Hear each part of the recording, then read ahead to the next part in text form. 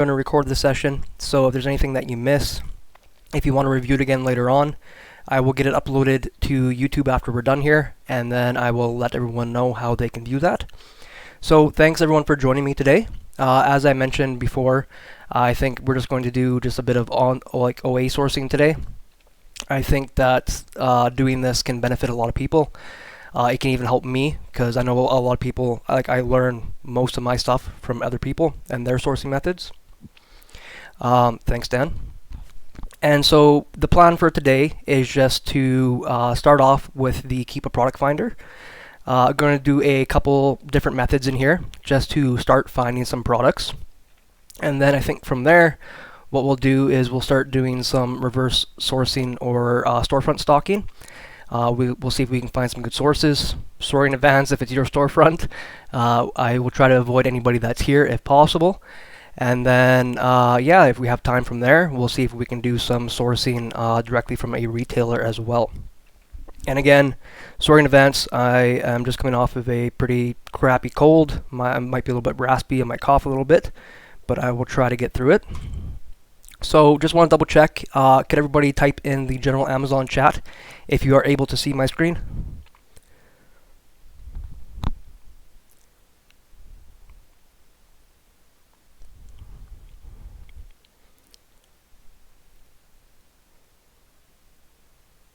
Beautiful. Okay, so then for those that don't know, this is the Keepa Product Finder.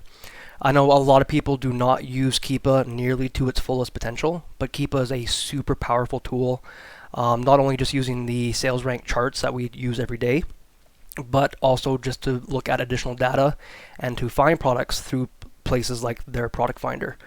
So if you ever want to use our product finder, you just come on to keepa.com, you go to the data tab, and then come over to the product finder over here. And then from here, we can basically niche down products almost as much as we would like based on the data that Keepa has. So we can niche down things like sales rank drop percentages. So like if we want to look at something that has only dropped in price, say plus or minus 10% in the last 90, 180 days, we can do that. And those would show us graphs that are very stable. We can look at things that are just in specific categories. We can look at items that Amazon is currently out of stock in, or things that Amazon is also sharing the buy box in. We can do keyword searches in this and look at things like multi-packs, bundles. I know a lot of people use a product finder to do additional reverse sourcing for brands as well. I don't use the product finder as much as I should. I do know some basics about it, and I do know that it's super powerful. It's not something that we've used a whole lot in our business as of yet, but it's something that we are slowly introducing to myself and my team. So I'll show you some basics that I know right now. So for today, I decided I'm going to look at some items that have suppressed sales ranks. So what I'm going to do is I'm going to indicate under sales rank, no sales rank. And I'm going to look at items that had previously had a sales rank and have recently glitched on Amazon's end and have lost their sales rank. And I think I'm going to niche down in probably either the health and beauty or grocery category. I hear somebody's mic, so just give me a second. I'm going to mute them. Perfect, thanks Dan. So I'm going to look at items that have suppressed sales ranks. So a lot of people, especially newer sellers, they think when an item does not have a sales rank, that automatically means that the item does not sell. That's definitely not the case. If it's a new item, if we cannot prove any type of sales history at all, there's a high chance that it's never sold. But there are items that used to have sales ranks, and for whatever reason, Amazon has glitched out in some way and no longer reports the sales rank for that particular item. So Keepa cannot chart it. So those are items that would be considered suppressed sales ranks, but they are still, in many cases, very solid items, and are items that I love sourcing because there tends to be a lot less competition on those items. Things like tactical arbitrage, they don't tend to pick up these items quite as much, and a lot of newer sellers tend to stay away from items like this. That's why I personally like them. So first, we're going to look at no sales rank, and I'm going to look at items that recently lost their sales rank. So we're going to look at the 180-day average, and say I'm just going to make the max sales rank over the last 180 days about 30,000 on average. That's pretty reasonable for the grocery category. It's pretty high, but it should get us some good results there. And then let's see what else we want to look at here. And we're just going to look at stuff that Amazon is currently out of stock on. We'll say that we want our new third-party FBA price no more than, say, about 12 bucks. Chances are we won't be selling anything really around that price unless it's super cheap to source to begin with, but that will help get rid of some excess junk. And then I think that's about good for the main categories, and then I'm going to look at the root category. Let's try the grocery section. So we can see when we started over here, it started with millions of products, and now we've already niched it down to 69 products according to the filters that we put into Keepa. And we can keep niching it down as much as you like, but I think that's good for now. So I'm going to click Find Products, and Keepa is going to produce us results based on that criteria.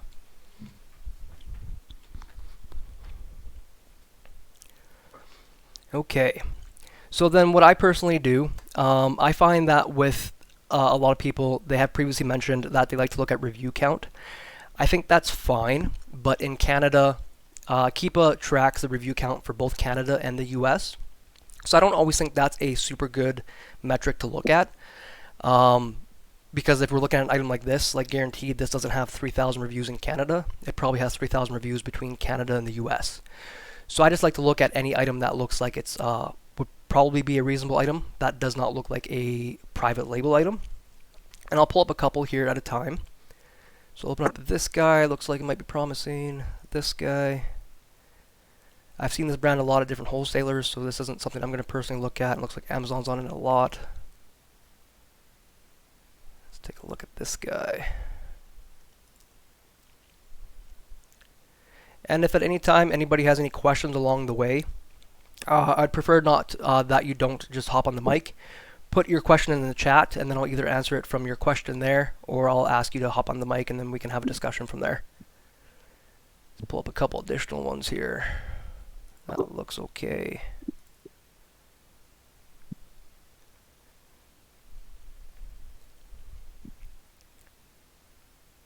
Okay, let's start looking at these guys here. So then what I'll do is, it's pretty basic manual sourcing stuff. I look at a listing. My computer's being a little slow right now. It's not used to all this stuff going on. But immediately I'll look at to make sure that Keepa looks like it's solid before I even start reverse searching it. So once it loads for us here. So Keepa used to look a lot pretty solid back in the day, and then it looks like it lost its sales rank. So I'll just confirm to the Keepa Data Offers tab to make sure that there is still volume that's being sold here. So I filter by Prime and historical offers, and this is an estimate of what people are selling every month according to Keepa. It's not perfect, but it gives us an indication that units are actually moving. So this one, it looks like it's moving a fair bit. This guy, it looks like our max cost is $6.59 according to SellerAmp, based on my personal minimums, which is $1.50 profit and 15% ROI. I'm not sure if we can source that for under that price, but let's just take a quick look here. I'll hit the Google button, and that should open up this for us real quick. And I'll usually get rid of the American sizes and just put Canada, because I find that it limits us to a lot of US sites if we only use like ounces. I always prefer to use grams and put Canada at the end just to see if I can find that product a little bit better locally. So yeah, it looks like this product is probably about 12 bucks, maybe 9 bucks, so that probably will not work out for us here. So I'll just close that guy and move on to the next one. Okay, so this one looks like it's J1 seaweed roasted and lightly salted. So I'll just come down, check out Keepa, see what's going on here. So this guy does look like it's moving some units. Not a ton, but it looks like we could probably make some money off this guy. And if we look at the last year, it did look like it was selling for more. It dipped down for quite a bit. Those guys may have realized that it wasn't profitable, and then it slowly went back up. Over the last 3 months, it's been pretty solid though. So let's see if we can find this guy somewhere.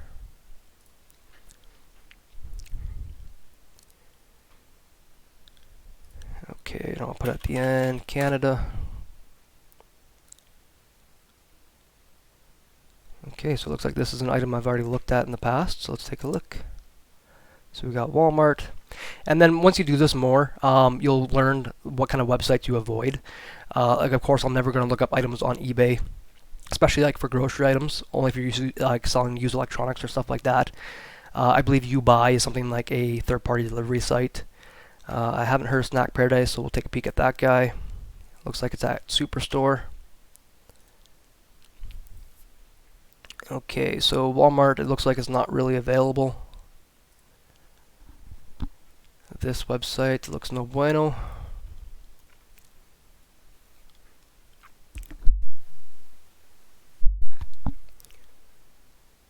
And if Superstore loads for us here.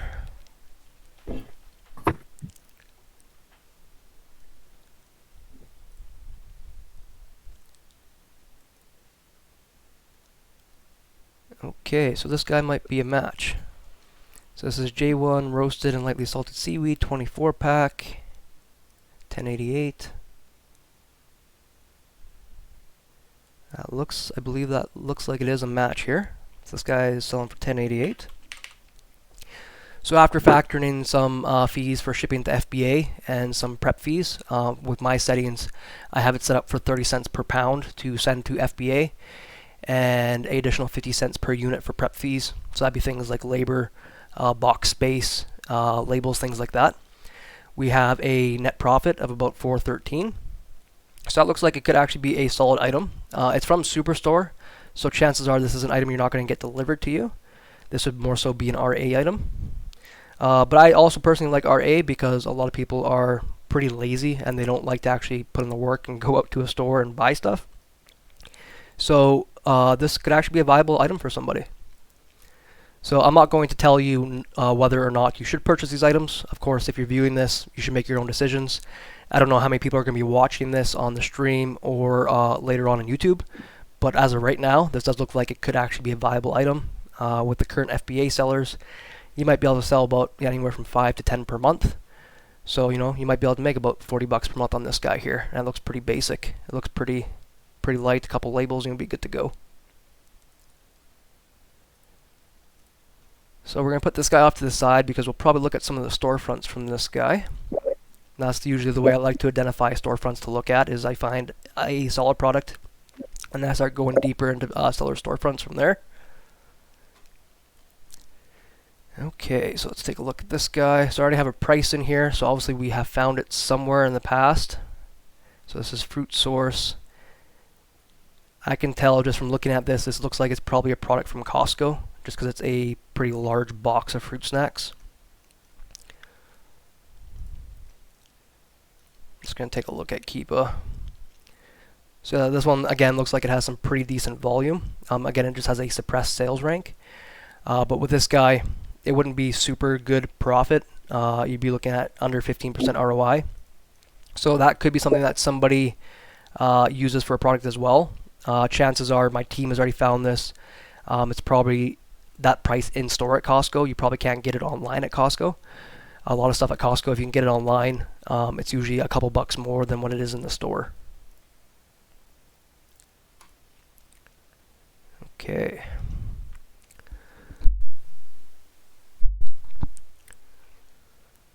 Okay, so this guy again, I believe, is another Costco product. I believe I've seen this there before. Let's see if it's moving any volume here quickly.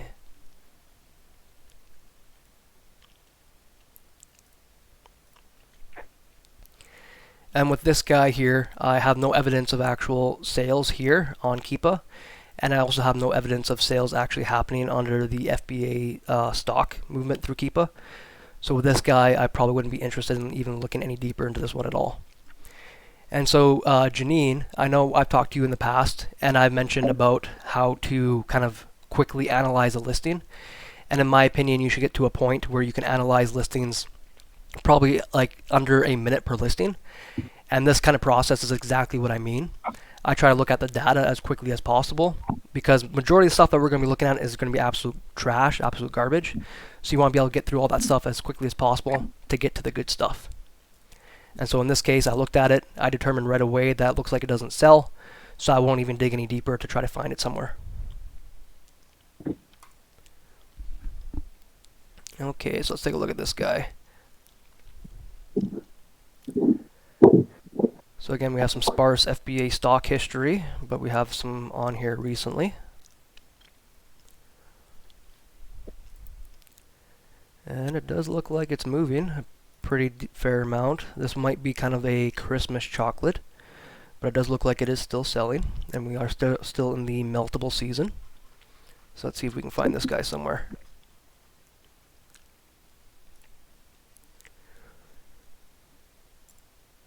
Joe, that's always going to depend on you personally. Joe asked what kind of quantity you'd be looking to buy for these. So, of course, everybody has their own minimum requirements when they're looking for products. I do test buys. I know a lot of people say when they get more experience, they don't. I do. I'm a big believer of test buys because I want real data before I start going deeper into a product. Now, if I look at a product and it looks like it sells, hundreds to thousands a month, my test buy may be 120 units, especially if it's cheap. Like if I can pick it up for $2, $3, $4, I might send in 120 units to see how it does, if the data supports it. If I look at an item like this, let's look at the volume here. So Keepa estimates it's selling about 50 per month. Again, Keepa is never perfect. I always find Keepa's estimates in general actually tend to be a little bit low. So it looks like it's selling about 50 per month. Right now for competitive FBA sellers, we're looking at 1, 2, 3, 4, 5, 6. So you'd be seller number 7. So just say on the low end, if it is we're going to sell 50 units, and we divide that by 7 people, on average you'll sell about 7 per month. So for a test buy for something like this, you probably only want to send in like 6 units to get some actual data going on. You could send in more depending on the price, but you may only sell that many. Like we do see some sellers, like some have sold more, so you might want to send in 6 to 12. I mean, that wouldn't hurt, especially when we're in season and depending on the price. Let's see if we can find this guy here first. So it looks like it is at Costco. It looks like I have looked at it previously too.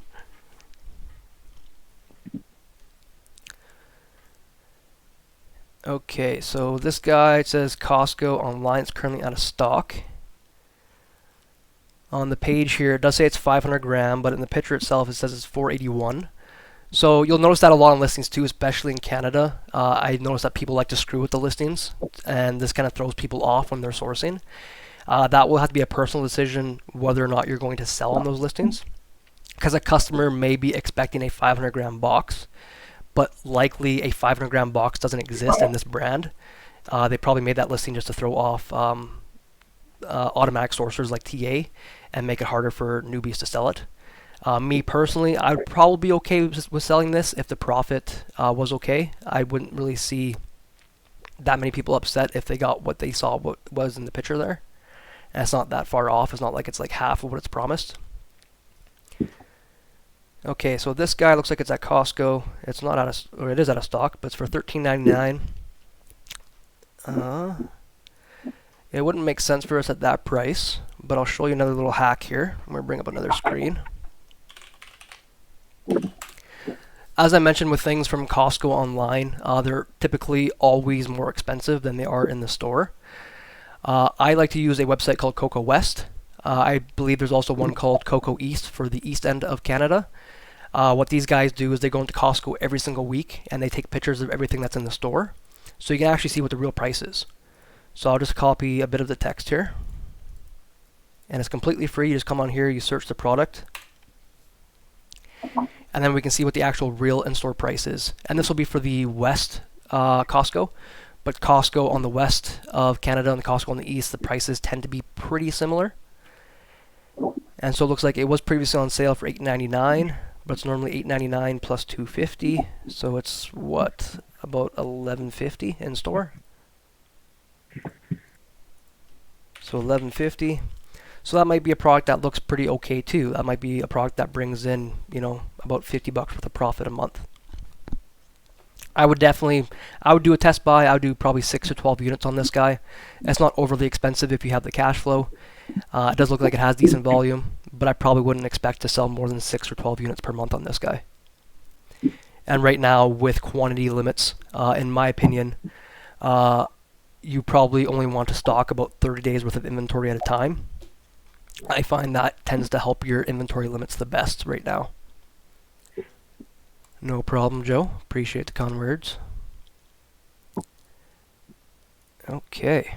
So it looks like we have some sellers from these two products. Let's see what else we can find.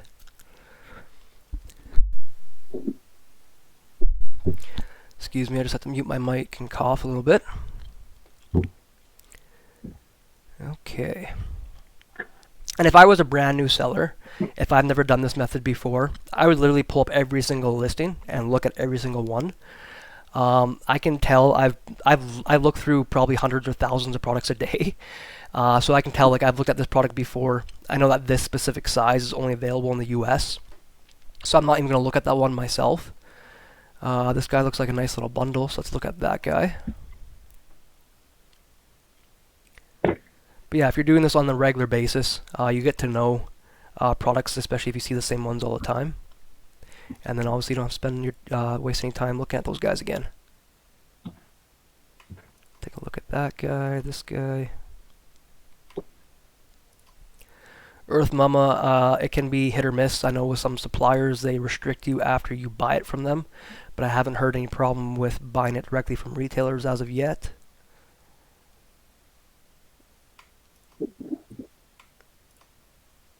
Okay. Let's take a look at these guys. Check.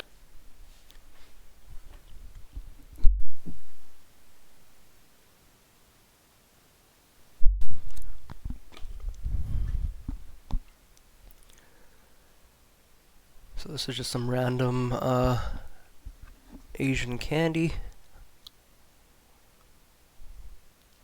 So again, it looks like a new seller looking at this, they might say, you know, there's no sales rank, so it's not selling.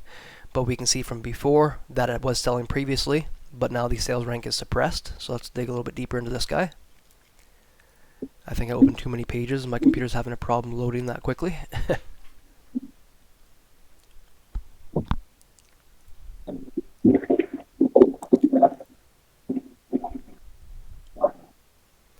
Okay, so this guy looks like it probably sells about 23, 24 units a month. With Keepa's estimates, I'd probably estimate it a little bit higher. I'd probably say it's probably closer to like 30, 36 in general. Not a huge profit margin on this guy, but these guys might be pretty cheap. So let's take a quick look here.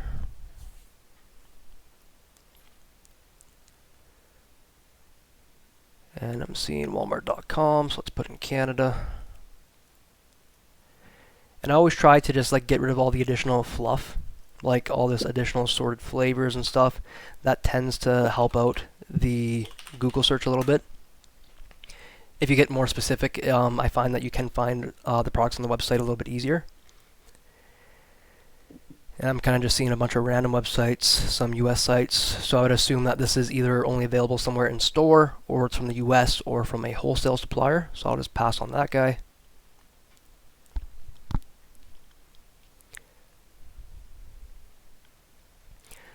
It's Dayho. How do you determine how much of an item you can sell per month when you find one? So with that, you kind of have to make some educated guesses based on the information that you can see on Keepa. And then what you're doing is you're sending products in. Oh, somebody's not muted here. Who is talking? I'm going to find you. I'm going to mute you. So you need to just make an educated guess based on all the information that you can see.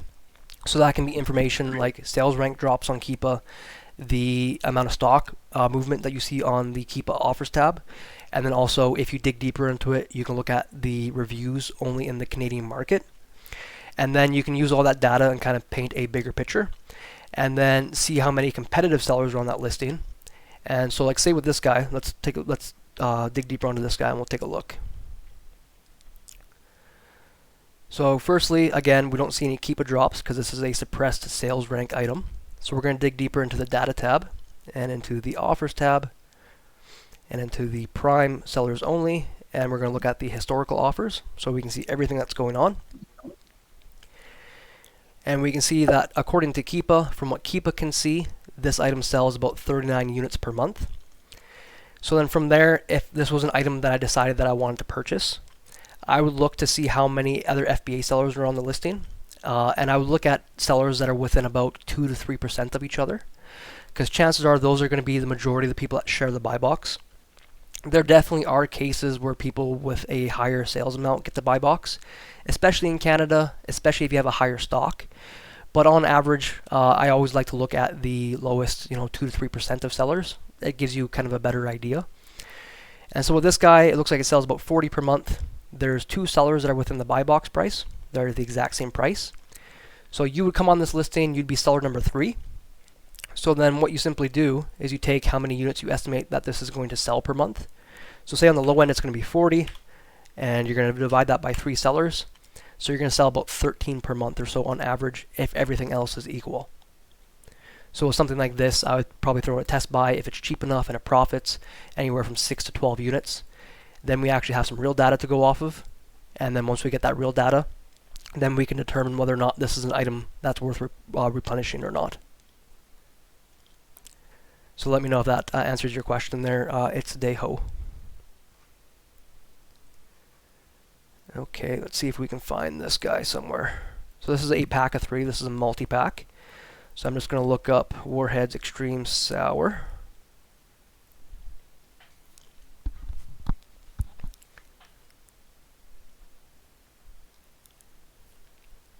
So Brian asks what happens if the units are not selling within 30 days. So you need to reevaluate your listings on a regular basis, especially if you are a newer seller. If you are a newer seller, I would recommend reevaluating your listings on a semi-weekly basis, so multiple times per week.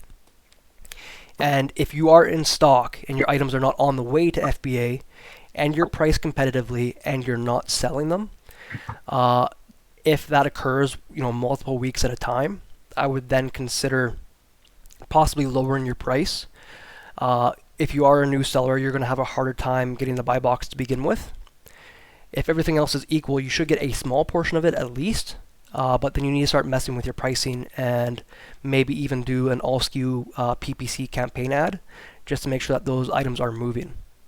But you don't need to evaluate that right away. That would be something that you evaluate a couple weeks in if you see that there's no movement on those items. And something like a general all SKU PPC ad you can run for super cheap. It's super easy to set up, and it can definitely help some movement on some items if they are not moving. Okay, so let's see here. This guy, we're looking at a 3-pack, and our max cost is $8. So I'm just going to look over this here quickly before I answer some more questions. So Candy Depot, it looks like it would run us $9 for the 3-pack. So this is something that doesn't look like we can probably source. I believe way back in the day, I actually seen a similar item to this at Dollarama. So if you can find this at Dollarama in store, I believe they would probably be like $1.25 a pop times 3. So if you can find these in store for $1.25 or even up to like $2 a pop, that might be something that might be viable for yourself. Okay, so it's Deho. So the formula would be amount it sells per month divided by the amount of sellers within the buy box equals your estimated average total of sales. Yes, exactly. And Brian, yes, a all SKU PPC ad. Yes, that is exactly what I said. If you have more questions about that, this isn't the session for that, but we can definitely go over it more kind of like in the text chat or on another kind of live session. But the all SKU PPC ad, it's pretty simple to set up. I'll post some details in the chat about it after our live here. I'm just going to make a note for myself here. All SKU PPC. Hosni, YouTube channel is Serendipity OA, no spaces. Once I get this video done and uploaded to the YouTube channel, I'll post that in the general chat too. I don't really post anything right now. This is kind of the first time I've done anything like this. I just kind of wanted to help out the Canadian Amazon seller community here. Okay, so let's continue on here. Okay, so this is a flower product pack of 2, so it's a multi-pack. And this guy is a 24 ounce. Let's see what kind of volume it's doing. So again, for anybody that's just joining, what we're looking at right now, we're finding some products through the Keepa product finder, and we niched it down to items that have suppressed sales rank or no sales rank, but have had sales ranks in the last 180 days. And so we're looking at items that a lot of people would disregard immediately just because it has no sales rank. And we're just digging a little bit deeper into the data just to see if these items actually sell. So this one, it does look like Keepa estimates it does make some sales. But looking at this one, it looks like all the sales is coming from this one seller here. And it said that they sold 19, but it was all within like a 1-day period. So that tells me that's either one person bought all 19, so that could have been a fluke, or this person removed 19 units from their inventory. Keepa doesn't determine a difference between the two. So if somebody transfers inventory, like if it transfers to another warehouse and it goes out of stock, or if they remove it from their inventory, Keepa would count it as a stock movement, as a sale regardless. So with this one, I actually wouldn't be interested in it. I wouldn't explore this one any deeper.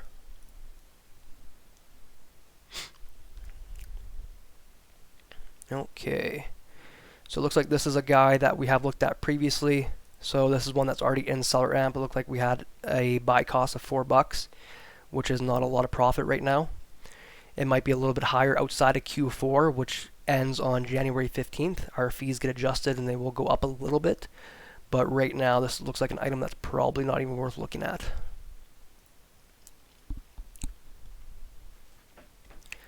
Okay, so this is a guy that would be pretty heavy. We're looking at some vinegar.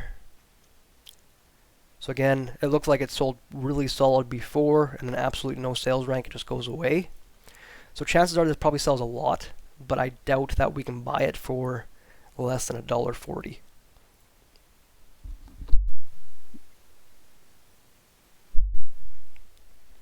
Okay, so yeah, like it does look like it has some good movement. I don't know how expensive vinegar would be.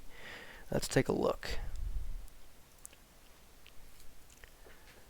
So yeah, like this would be a guy, like this is something that not a lot of people would want to sell to begin with because the profit margins are so low.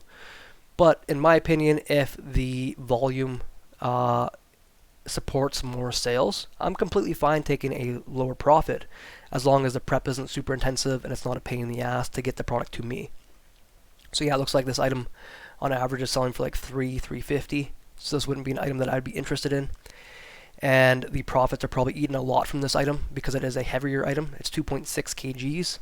So a lot of people that are selling this item probably are not factoring in their shipping costs to FBA. So they think that they're making money, but in reality they're probably either breaking even or actually losing money on this guy. Excuse me, I'm just going to pop a cough drop in my mouth here.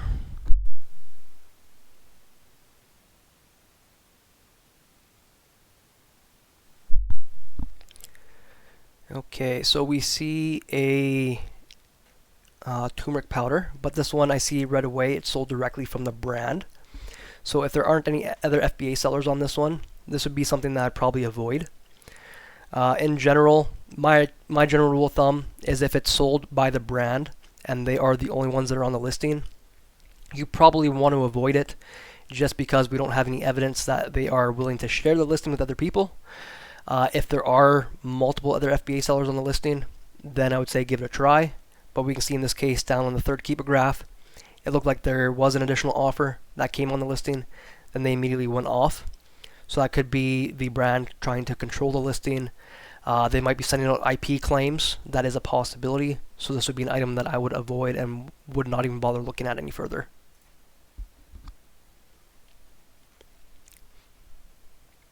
Okay, what is this guy? Liquid seasoning. Pretty stable pricing. We might get some profit out of this guy depending if it's cheap.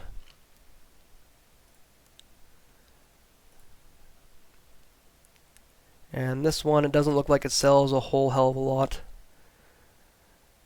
I'm just going to double check this seller here just to see if they have a limitation on their inventory, just so it doesn't track on Keepa properly here. Let's just take a look. If somebody limits their stock through Seller Central, like Janine was asking in the chat the other day, if you put a limitation on the amount of units that one person can buy, then Keepa cannot actually track your stock. So sometimes you'll see an item that actually sells, but just looking at it like this, you wouldn't be able to tell. That's why sometimes it's good to come up here and confirm that it doesn't say you can only purchase, 3 or 5 or 10 units, just to see if you want to actually dig deeper. In this case, I don't believe that's the case at all. So this is not an item I would look any deeper into. Okay, so we see some candy here. It's kind of been all over the place recently, but it looks like it might stable out at about 14 bucks. Do we have any sales to support it? So it looks like it sells a bit. There's not a whole lot of FBA sellers on this, so we might be able to get away with selling 10 or so a month ourselves. Let's see if we can find it anywhere for a good price.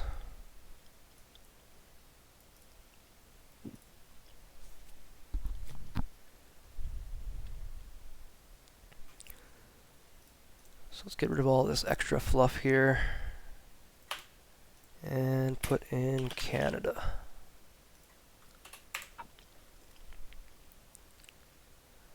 So it looks like London Drugs has it sometimes for $3.50. What's our max cost? $4.31. Well has it sometimes. So, and again with this, if you're sourcing, just because something is currently out of stock, I would not disregard it immediately. So when something is out of stock and it looks like it's something that we may be interested in selling, I have my team put these items in a separate spreadsheet. Just items to watch. And then you can just check on these, once a week or once a month and just see if the store has come back in stock. And if it's an item that you want to sell, then all of a sudden you have another steady list of items coming in. Because chances are most places will probably restock this unless it's a discontinued item. So this one's $3.49. So it's not a ton of profit. And this one you probably only going to sell about 10 per month. So you might make 20 bucks on this item. That wouldn't be something that I'd be personally interested in, but that could definitely be something that's interesting for some people. I would just be wary of this one because it did have a lower price for a very long time. So we don't know for sure if it's going to go back down to that price or if it's going to stable out like around 14 bucks like it kind of has recently. For most items for myself, again, depending on how much of a pain in the ass it is to get to me and my warehouse and how much prep it's going to involve, most items I'm okay with making about 50 bucks per month on them. And so like if I see an item, even if I can only sell 1 unit a month, if I know it's a solid item and I can guarantee to sell that 1 unit a month, if I'm going to make 50 bucks, it is something I would consider. Or if it's an item that I would profit 2 bucks per on, I'm going to sell 25 units a month on, that would definitely be an item I would consider as well, if it's not going to be, tons of bubble wrap, things like that. Okay, so this one is a custom bundle. These ones are nice because a lot of people do not find these ones. They're prone to not be found in sourcing software like Tactical Arbitrage. We did have a bit of a lower price here, but it looks like it has went up a bit recently. What kind of volume do we have?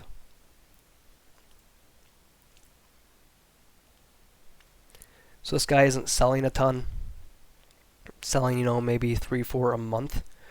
So that is not even something that I'd want to look at really any further, because I know these are probably going to run you at least 3-4 bucks a pop. So these are probably going to be at least a minimum of 12 bucks. So you might make 8 bucks a pop on them, but chances are they cost a little bit more. So me personally, I wouldn't dig any deeper in this one, but this might be something that's a little bit interesting for some other people. Okay, so I'm going to go into these listings that we've pulled here now and see if we can manually source some of these storefronts here. So this was one of the products that we had found earlier. So let's take a look at some of these storefronts. So this person looks like they've sold quite a few of these. Let's take a look at that guy. We can maybe look at this one, this one. Again, if any of these are your storefronts, I apologize.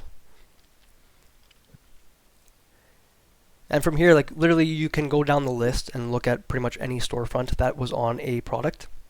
Because chances are if they are selling one product that is viable, chances are they have additional products that are viable as well. So I like to pull them up real quick on their actual storefront and take a peek kind of at their feedback, and then I'll open them up in Seller Amp. Some people open them up directly in Seller Amp to reverse source them. I like to do a little bit more digging first.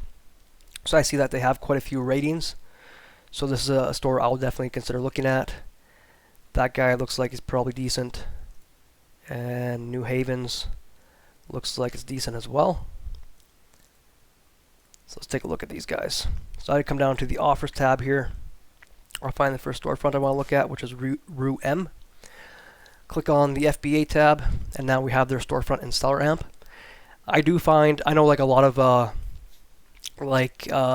Flips for Miles and Fields to Profit, they heavily promote Seller Amp in this method. I don't know how much of that is BS because they own part of the company now. But I do find that this method is actually super solid for reverse sourcing other seller storefronts. I haven't found a more efficient method to do unless you're actually manually or automatically scanning them through TA, which again tends to miss a ton of stuff. So then from here, when I'm looking through this stuff, I just look for the graphs in general that I don't see Amazon on a lot, and for items that look like it could be a reasonable price. So this one, I don't think I can probably get a full pack of noodles for a whole lot cheaper than that. So that won't be too interesting to me. And I'll usually go through a couple pages to see if a storefront is worth it or not, and then continue on to the next one. So this looks like an item that could be interesting. And again, do not discount the items just because they don't have sales rank drops, because those could be items that have suppressed sales ranks as well, especially if they're in the grocery or health and beauty categories. So that guy, our max cost is super low, so we're probably not going to make any money on that guy.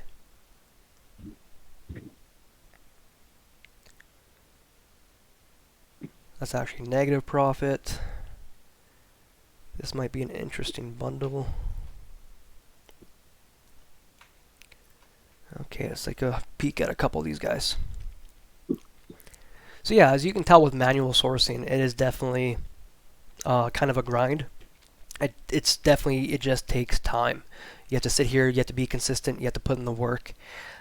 Doing this for 4, 5, 8 hours a day can be pretty mentally exhausting, but the more you get used to it, the easier it gets.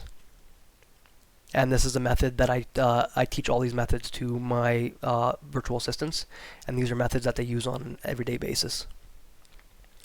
Okay, so this one looks like it has some profit if we can get it cheap enough. It looks like it's doing some pretty good volume.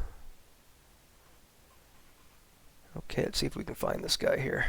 Alpine 60 pouch.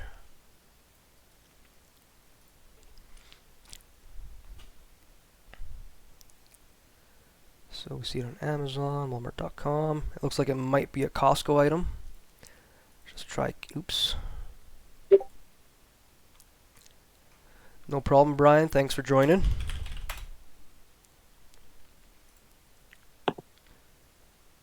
Okay, so I see this in the States and Costco business delivery. So if you see a Costco business delivery, if you don't have a Costco business center in your city, you probably cannot get to those items. People that are in Calgary, Edmonton, if you can get to a Costco business center, I believe that they actually have some better prices than the regular Costco. But I'm going to do the little hack that I did before and see if we can find this in store.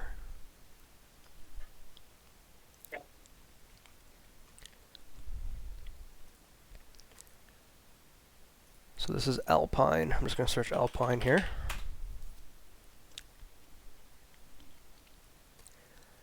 Okay, so this might be a match. So spiced cider mix, 60 of them. Spiced apple drink. So that might be a mismatch. That might be close. It says drink instead of cider. See if they have other ones here.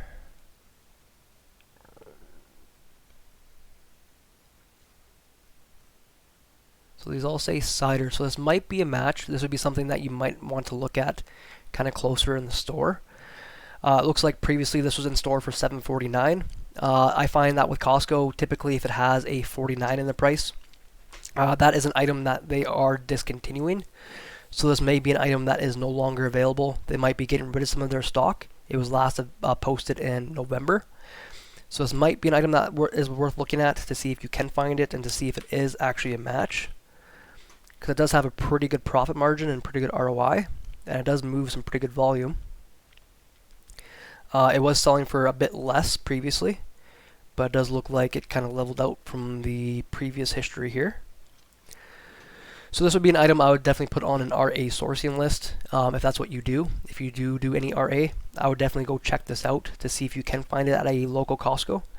And I would just confirm if the spiced or the spiced apple drink is actually the same compared to the cider, because it might actually be a different product. But it looks like that could be a viable item as well. Big JK asks, do you guys trust the last 30 days sold amount on Keepa under data? In general, yes, if we have enough data to support it. So, like the last, the one item that I showed you where it had a drop of 19 all of a sudden out of nowhere, and before that it didn't really have any sales, I wouldn't trust that data. But if we see consistent data that indicates that the item is consistently selling, yes. It's not a perfect number, but it does give us an indication that the item is moving and it's moving fairly consistently. So again, if we look at something like this, it shows that one person has sold 45, one person has sold 33. So we do see some sudden drops, but this one we might want to be a little bit more leery on, because the drops are pretty sudden. They're not more gradual like we saw in the last one. I'm going to pull up the last one here and show you. This guy here, if we look at these sales, we can see that there's lots of consistent selling that's going on. So we see somebody does have a ton of stock. It does dip quite quickly, but they come back in stock, they sell, they come back in stock, they sell. This guy looks like they sold right away. So we do see a lot of consistency here. So that does tell me that these units are actually selling. So I wouldn't hesitate that this particular item does sell, 100 to 200 units per month. This item here, this one doesn't seem to have quite as much consistency. So this might be an item that it might be worth exploring if it is cheap enough. But it is an item that I would just proceed a little bit more with caution with. It looks like this is a custom bundle of some packs of different jams and peanut butter, so you might have to make a bundle yourself. You might need to split up some products. So if you can get, a few, if you don't have to buy that many, you don't have to invest a whole lot, I would definitely send a couple in just to see how it goes. But I wouldn't send in like 100 units to this guy immediately for sure. Janine asks, at what point do you bypass a listing once you see how many other sellers there are? For me personally, it doesn't matter how many sellers are on a listing. I do not care. Total FBA sellers to me is completely irrelevant. The only thing that matters is total competitive FBA sellers. And even if there are 20 other sellers that are on the listing, if the price is not super volatile, and if everybody's playing nice and keeps the price very consistent, if I can be seller number 21 and still, make 50, 100 bucks on a product, I will still definitely consider that item. You don't typically find that many sellers on listings in Canada. It's more common you'll see, 1, 2 to maybe 10. On some of the more popular, higher volume items, you definitely will. But for me personally, I don't care how many sellers are on a listing. And then Big JK says, I try to check the review count of the ASIN, but some listings I have found super odd last 30 days data. Is one review about equivalent to 100 sales or lower in Canada? Yeah, on average, I would say that is about accurate. But again, if you're looking at an item that has only been listed for, like, say, 5 months, and say it sells 20 units a month, maybe it only has one review, right? So maybe it sells 20 units a month. Maybe it sells okay, but you can only see one review in the last, year or for the entire history of that listing. You just want to make sure that you are looking at the reviews only in Canada and not at the reviews for the worldwide marketplace or the US marketplace. Hustle for Life says, sometimes a suppressed listing makes 0 sales and it doesn't pop up when customers search it on Amazon until listing is fixed. How do you determine if that's an issue? So like, are you talking about if a customer cannot physically find a listing, if it's a suppressed listing, or if it's a suppressed buy box? Boom.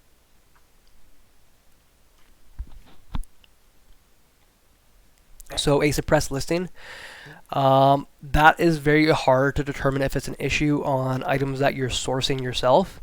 That is typically something that you do not find unless you have the item in stock and you see that the item is suppressed.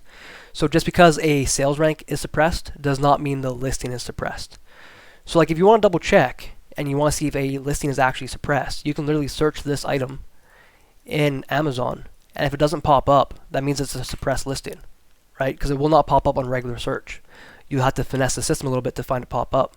But we see searching this guy, it pops up right here, right?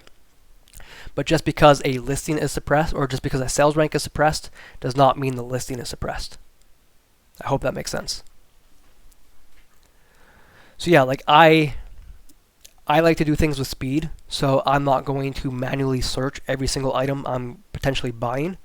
I personally think that's a waste of time if sales volume supports it, but you definitely can if you want to be extra sure. You can search them out and make sure that they are popping up. And yeah, Hustle for Life mentioned I usually add it to my inventory and wait a day or two. That's definitely an option too. For me, myself, I like to evaluate a listing usually within a minute or so.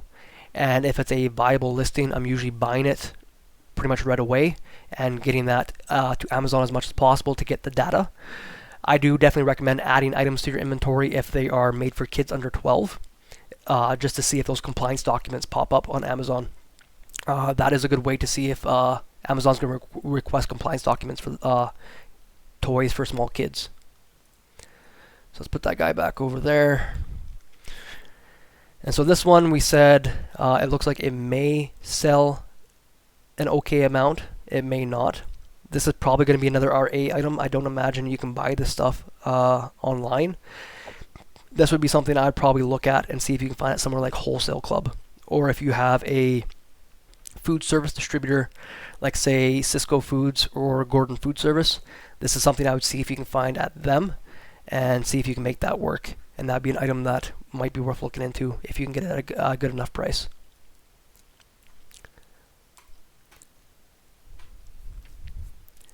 Okay, so we see some food service cups.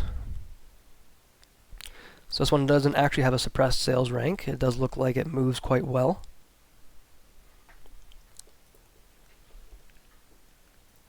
And this one does look like it does pretty decent volume. There have been people on it for quite some time, considering that Keep estimates that they've sold 1,600 units. Okay, so let's see if we can find this guy. So 600 piece Cafe Express, 3 ounce.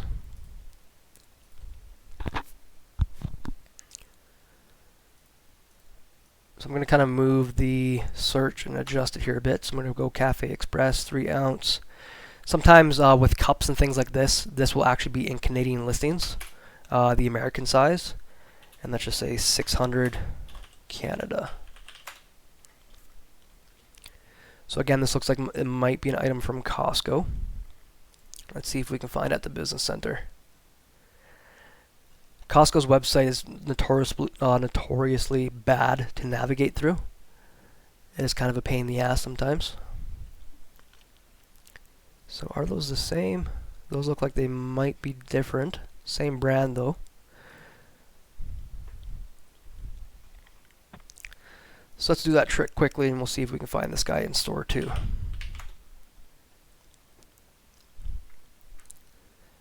And again, for you guys on the east end of Canada, you would probably just want to look at cocoeast.ca. That's the exact same concept.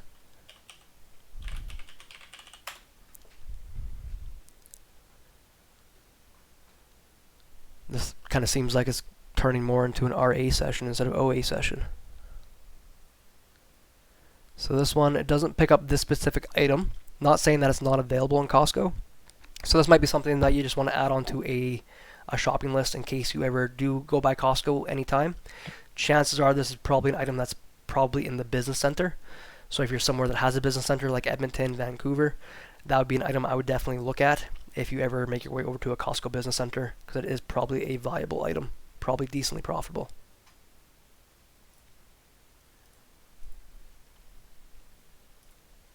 Gonna leave this guy over here.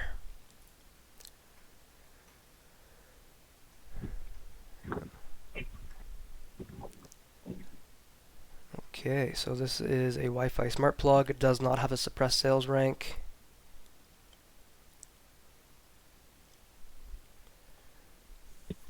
This one I can guarantee that it's selling volume. Yep. So let's see if we can find this guy. So this is a 4 hub. Or no hub. 4-pack. There we go.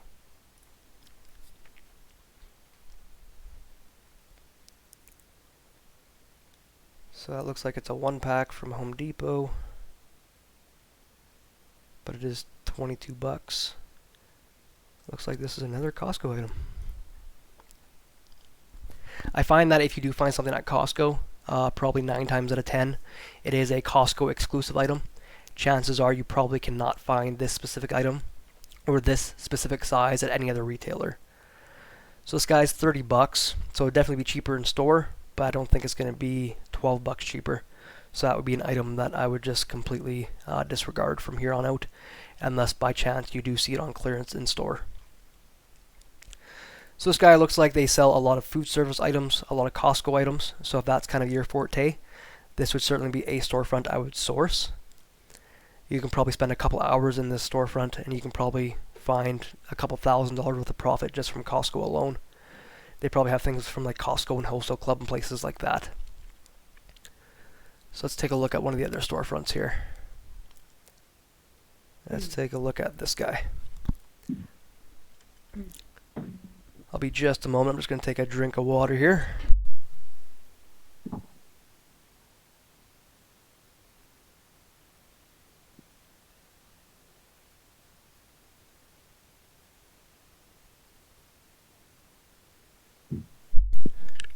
Okay, so is everybody kind of following along so far? Does all this kind of make sense? Does anybody have any questions at all?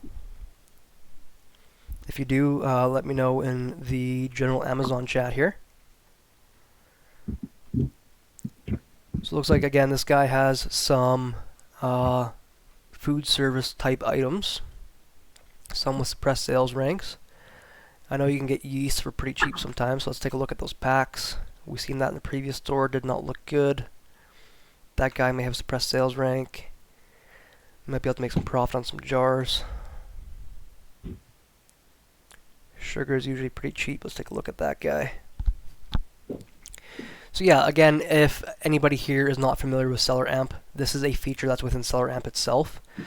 I don't find that any other online calculators or programs kind of do storefront stocking quite like Seller Amp does.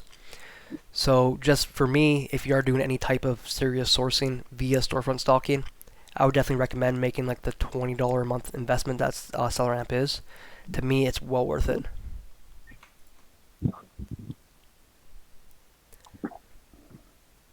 Those look like pretty low profit. I'm not going to look at that guy. We'll take a look at this one and this one.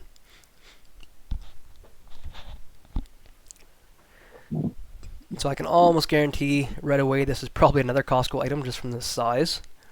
This is very America. So let's see if we can find this guy or if it looks viable.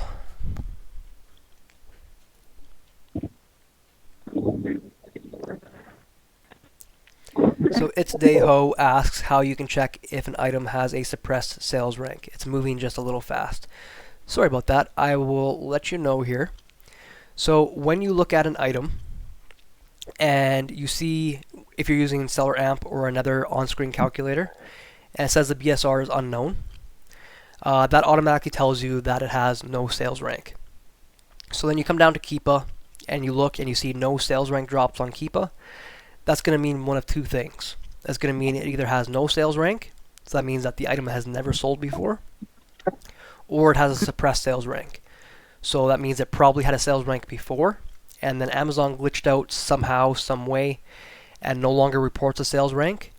So Keepa has nothing to chart, but the item might still sell. So if you want to check to see if an item has a suppressed sales rank, usually you can extend the Keepa chart, and you can see that it used to have a sales rank, and then all of a sudden it just disappeared. You can also confirm that typically by looking at other sellers' stock, specifically prime seller stock, And if prime sellers are moving units and you see that they're moving consistently, chances are that is an item that just has a suppressed sales rank. Hustle for Life says I use Ace and Zen to calculate profits, but seems like Seller Amp is better with all its features. I do like Ace and Zen. Ace and Zen is a very powerful tool. I do agree Seller Amp has more features in it. Ace and Zen, it loads quicker. It definitely loads quicker than Seller Amp. Seller Amp is one of the slowest loading tools that you'll find. So if you are going super ham and you're just wanting to just go through listings consistently, boom, boom, boom, Seller Amp on average is probably going to take you 5 to 7 seconds per page to load, depending on your RAM. Ace and Zen will be almost immediately. So that's just one thing to consider. Oh, radio, yeah. There's, She's sending you the money. okay, that's fine. Yeah, could you send her the email? Somebody is talking. Oh, you don't know, I'm going to email find ID, you. right? I'm going to You mute don't know you. that. And Dayclone said he's used Seller Assistant. That is the exact same tool I used previously to Seller Amp. I did like Seller Assistant. It looks super clean. It's super quick to load. The only thing I didn't like is their ROI calculations are actually incorrect. And I talked to, what was his name that is a developer? It was a guy from like Russia or Ukraine. I don't remember his name. I talked to him multiple times and he refused to fix it. So I switched. Okay, so this is a guy it looks like we had previously sourced, me or somebody on my team. So it looks like we had found it previously for $11.99. I'm just going to look up my lookup details here. So it is an item that you can find at Costco. So my thoughts were correct. So if you can still find this item at Costco for $11.99, let's take a peek here. This might be another viable RA item as well. And sometimes sessions will take you down a road like this, like if you're doing this type of sourcing. You might have been expecting that you're going to be doing OA sourcing all day.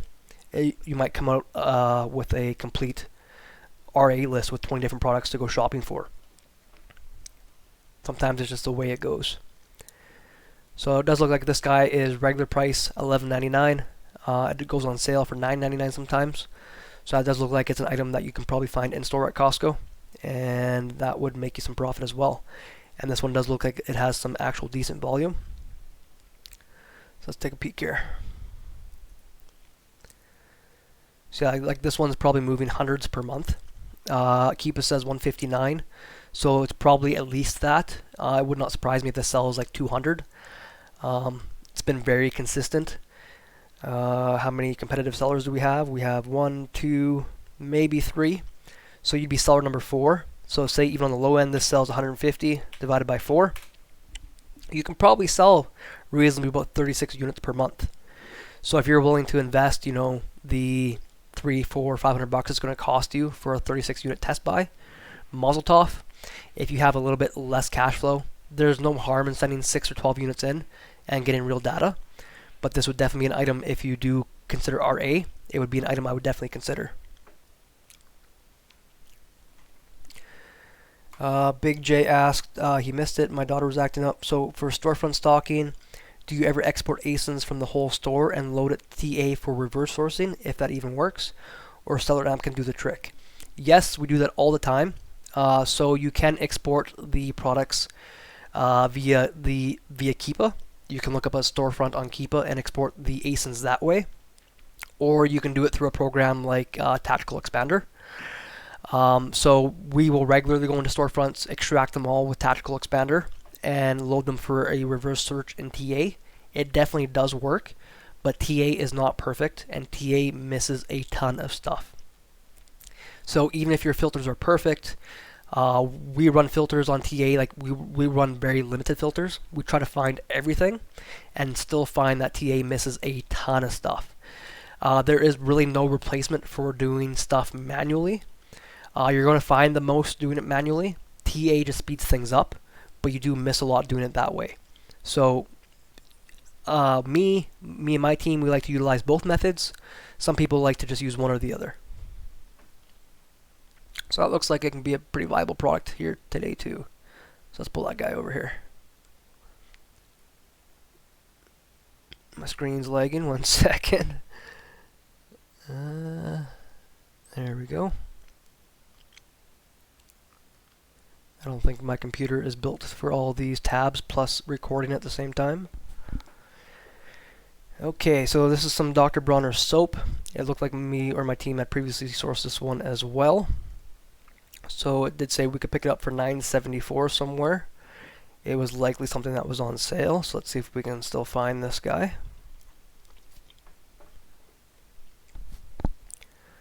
So it looks like it might be available here at Healthy Planet Canada. Looks like Well is too expensive. Those are US sites, so I wouldn't look at US, it's too expensive anyway. Walmart, it's too big. This looks like it's the same size, so let's take a look at Health Palace and Vitarock. Okay, let's take a peek.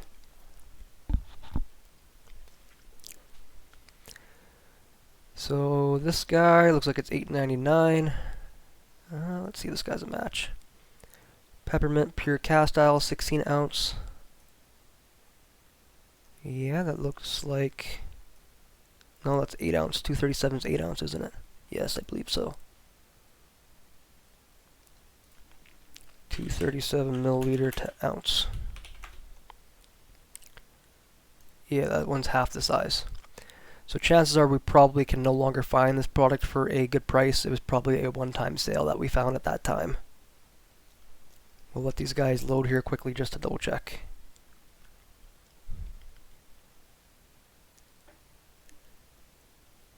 Yeah, that one is a 16 ounce, but it's quite a bit more expensive, so that wouldn't make sense for us. And yeah, you'll find when you're doing sourcing, there's a ton of this. Like, it's not a super sexy process. It can be pretty tedious. You're just looking through a ton of stuff. But this is honestly one of the best ways you can make money sourcing for Amazon.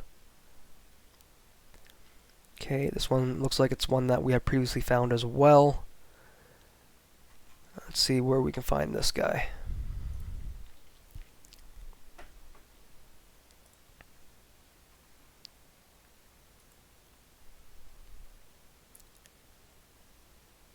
I do see that some people were posting chats in the separate chat here. I'm sorry I don't know how to pronounce your name, Quiam. What do you mean by average offer count in Keepa? So, are you wanting to, can you elaborate on that question? Did I mention something about average offer count in Keepa?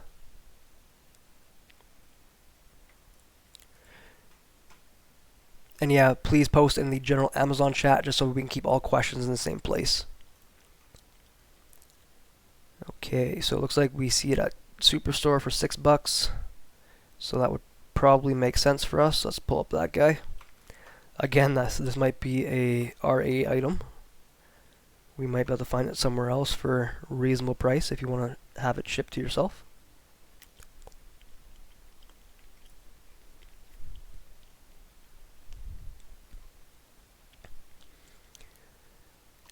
And Steven or Dayclone, I see that you sent me a message on Facebook and asked me about getting 30 cents per pound for shipping. My average is actually cheaper than that. My average is 26 cents a pound for regular size shipments. That's 100% based on the amount of units that you're sending to Amazon within one shipment. So oversized shipments definitely cost more. Depending on the size of our oversized shipments, we're probably looking at like close to like $1, $1.20 per pound. Standard size shipments, we're typically right around 26 cents a pound. I do find that once you hit a certain threshold, it's around like, I think it's like around 8 or 10 boxes per shipment, you tend to get your best shipping rates for SPD.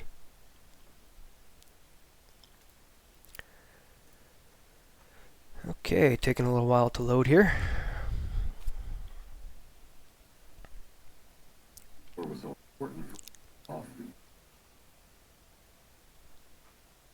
I heard somebody's mic. I'm going to mute you if I find you. So Superstore looks like they might be out of stock. This place looks like they might have it for $7.79. We don't know if this is a legit place or not, but we'll make sure it makes sense profit-wise, which it looks like it should. So then when I come across a new source like this, I've never heard of this place before. I like to just kind of do a quick vet of the website. First, I want to know if it's going to ship it to me for free. So I just look to see if they have any information about shipping, in their information, typically down at the bottom or on their homepage. So I'll open up a new page here. And if I find out I can get this item shipped to me for free or for a reasonable price, then I would then look to see if it's a legit source.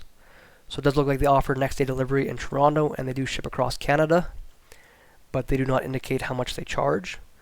So this would be an item that they do charge shipping.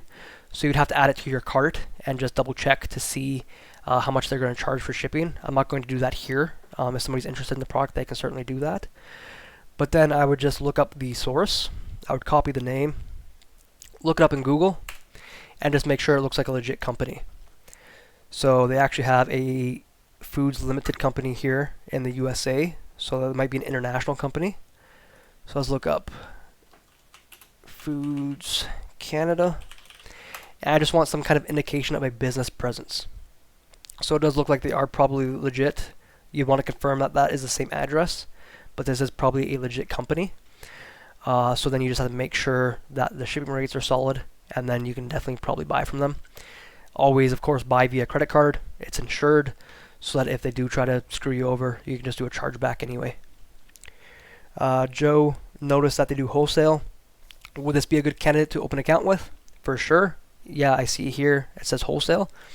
Definitely, if they indicate that they do wholesale, you can already see that they do have one profitable product. So it wouldn't hurt to contact them for sure, reach out to them and see what they have to offer. Because yeah, there are definitely a large portion of wholesalers that do wholesale and they retail themselves. So yeah, it definitely would not hurt to reach out to them and see. Me personally, I know like a lot of wholesalers, they will only take EFT transfers, bank transfers, things like that.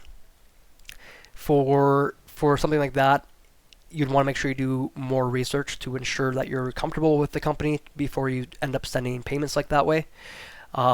If it's your first sale with a new wholesale company, I always like to try to pay by credit card if they accept it. That way you can just ensure that they are legit. You're going to get the product, and if you do not get it, you are insured through your credit card company. So yeah, this looks like it could be potentially viable. It does look like the item is available elsewhere as well. So I would just look to see if this place offers free shipping by chance, because it may make more sense, even though it costs a little bit more. If they offer free shipping, we might be able to get it a little bit cheaper.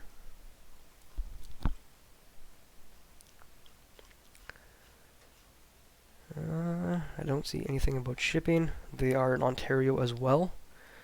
So I would probably assume that these guys would charge shipping as well.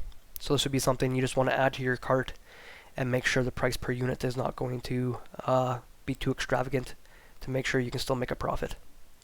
But yeah, it looks like an item that could definitely be viable for somebody as well.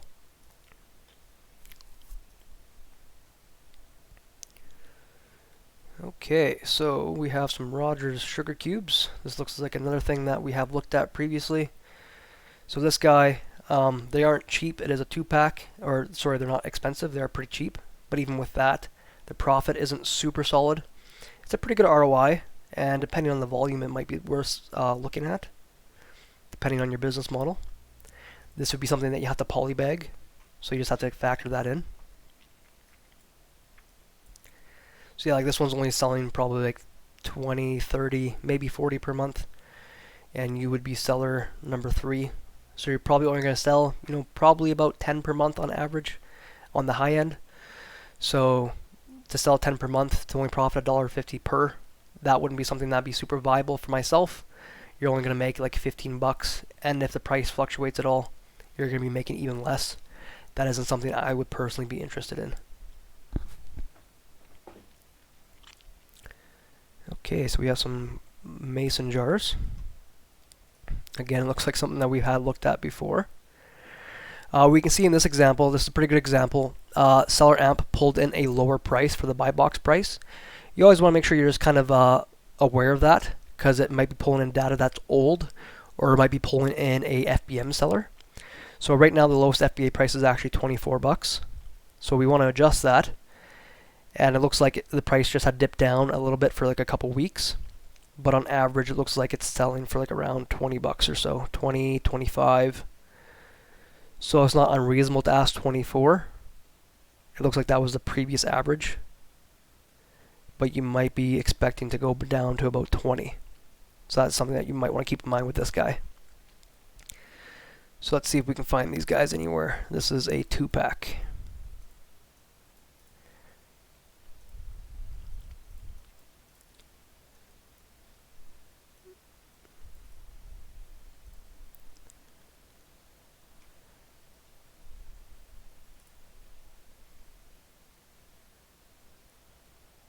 Alright, let's take a look. So Uline, I typically don't even look at Uline for products. They charge way too much for shipping. If you have a Uline locally, they might be somewhere that's viable because you can actually go pick them up for free. But if you're looking at for products for sourcing, unless you're ordering a pretty large amount, Uline is going to charge you for a full pallet no matter how much you order. So you have to make sure that you're ordering a decent amount for it to be worth it.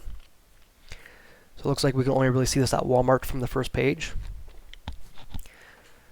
So this is a 24 pack, so we might be able to split this guy up, and it's not currently available. So I'll show you one more hack with this. So with something that's at Walmart, if it's not currently available, quite often you'll see that you will not be able to see the price. So this might be an item, it just might be seasonal, it might be really high in demand. It's not really canning season right now, it's kind of outside of canning season. So this might be an item that they just bring in canning season, you know, like August, September, October. So if you want to see what the regular price of this is, you can open up a website called stocktrack.ca. And this is an item that you can see kind of what a lot of different individual retailers have in stock in store. Walmart used to be super good. You used to be able to see how much Walmart actually had in stock, but Walmart stopped reporting that amount. So now you can just see if a store has it in stock or not. You can't see how many are in stock, but you can also generally see how much the regular price is for items like this. So you just come down on Walmart, grab the UPC code, come on to StockTrack, type in the UPC, enter a location. So like say you're in Toronto, click check, and quite often we can see what the old price was. So this says online price of $60. So that was sold by a third-party seller. If it was sold by Walmart, we could see what Walmart had previously sold that item for. But in this case, it looks like it was just sold by a third-party seller. StockTrack is also a super good resource to just see items that have recently dropped in price, or items that have are super popular at the moment.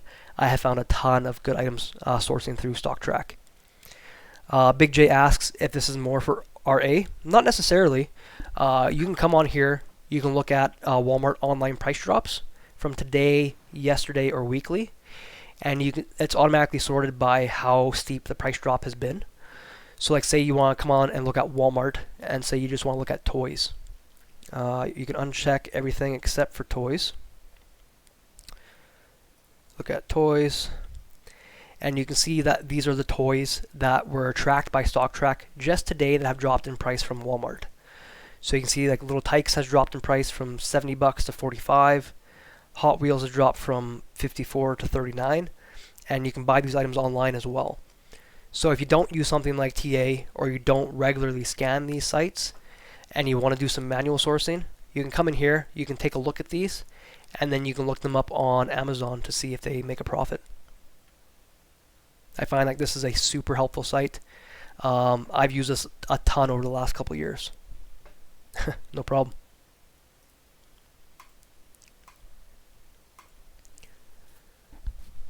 Okay, so we have some rice seasoning. Looks like it's an item that me or my team had previously found as well. It might be viable depending on the volume. Let's take a look here.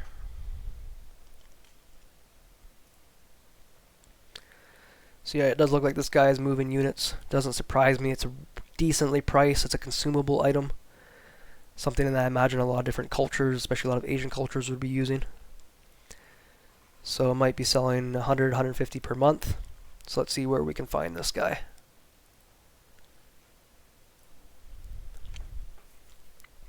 So again, this had the 1.7 ounce size in it. I'm going to remove that and just put Canada. And what is 1.7 ounce in grams? We're looking at for a 50-gram container. So it does look like this is something that's available at Walmart. It might be out of stock, but let's take a look. Looks like that place is too expensive. Okay, so it might just be a Walmart item. So it looks like this guy, it is a match. So we'll wait for the Walmart page to load here. And so yeah, it does look like Walmart sells this for $3.18, but they are currently out of stock. So this might be an item that you can only find in store currently, or you can just add it to a buy list of something to watch. And this would be something that they may come back in stock online when they get more stock. This would be something, the profit is a bit lower. The prep for this would be like nothing, like literally just a label. I don't think that would be glass. If it is, you might need a bubble bag. But it could definitely be viable. And how many sellers we got on this guy? Got quite a few. So we have 1, 2, 3, 4, 5, 6, 7, 8. About 8 competitive sellers, so you'd be number 9. So pulling up a calculator. Say this sells 120 divided by 9. You might sell 12 or 13 a month. So this is like a $20, $30 profit per month item. So I mean, it's not bad. If it didn't require bubble wrapping and just literally required a label, I'd consider it. The profit would be probably about 50 cents more come January 15th. Our fees will go back down a little bit, so you're probably looking at about $3 profit. So it's not crazy, but it's not horrible.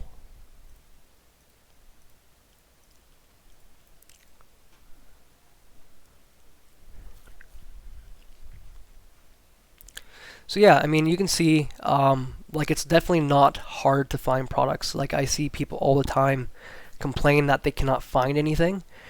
You just need to know a couple basic methods, and you can see you can go all day and you can just keep finding stuff. Like, it's not hard to find products. You just have to have a little bit of knowledge and be willing to put it in the work. Dan asked, do we know what fee percent decrease we're looking at on the 15th? Good question. Let me pull that guy back up, and I'll pull up the fee page here, and I will show you. On average, I think they estimate it's about 50 cents per unit. Let me pull up the fee page here on my second screen, just so you can't see my account. Give me a second.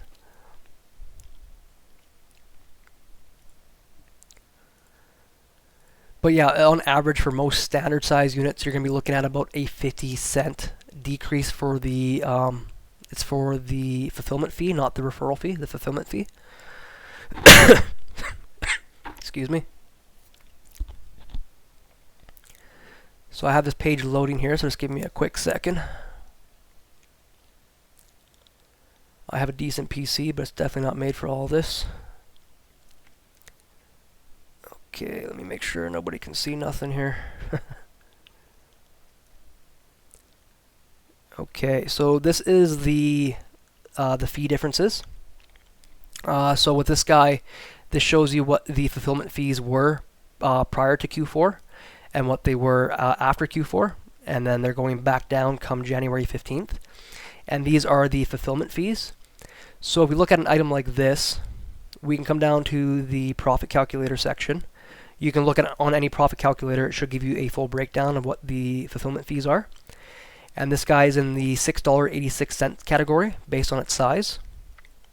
So if you look at this guy, that fee is going to go from $6.86 to $6.38. So that guy is going to be saving us just under 50 cents. So this guy, our profit come mid this month, is actually going to go up from $2.55 to closer to $3. Free money, 100%. Janine says, now that you put Canada on the Google search, I think that would help. I kept on getting mainly US sites for products, 100%. And I find that the more you use Google, the more, like, so I have found some very obscure websites that we source from. As soon as I start opening those websites, now as soon as I'm doing searches on those websites on Google, those websites start popping up where they never did before. So the more that you use it, the more websites you're going into that are Canadian sites and more obscure sites that you're going to source from, the more that Google will populate search results for those sites. Hustle for Life says, What about inauthenticity complaints for OA items, and is Amazon not accepting the sales receipt? Have you found a way around this issue, or is it just a risk with OARA? So a lot of people say that there's a risk with inauthentic claims with arbitrage. I disagree. Receipts count as proof for authentication if it's from a legitimate source. So people have it confused and they say that you cannot use receipts for authenticity claims. You can. You just can't use receipts for ungating unless they look like an invoice. So no, I've never had an inauthentic claim that I have not been able to appeal. If you're buying stuff from, like, say, Dollar Tree, and the receipt is their own barcode, like they put their own, like, Dollar Tree barcode over top the actual UPC code, you can't really match it on the receipt, so you might have a problem with those. He said, I already got burned with 2, and they're only accepting invoices, been denied 3 times. So that is something that is wrong with seller support. Seller support is notoriously a pain in the ass to deal with. I 100% agree.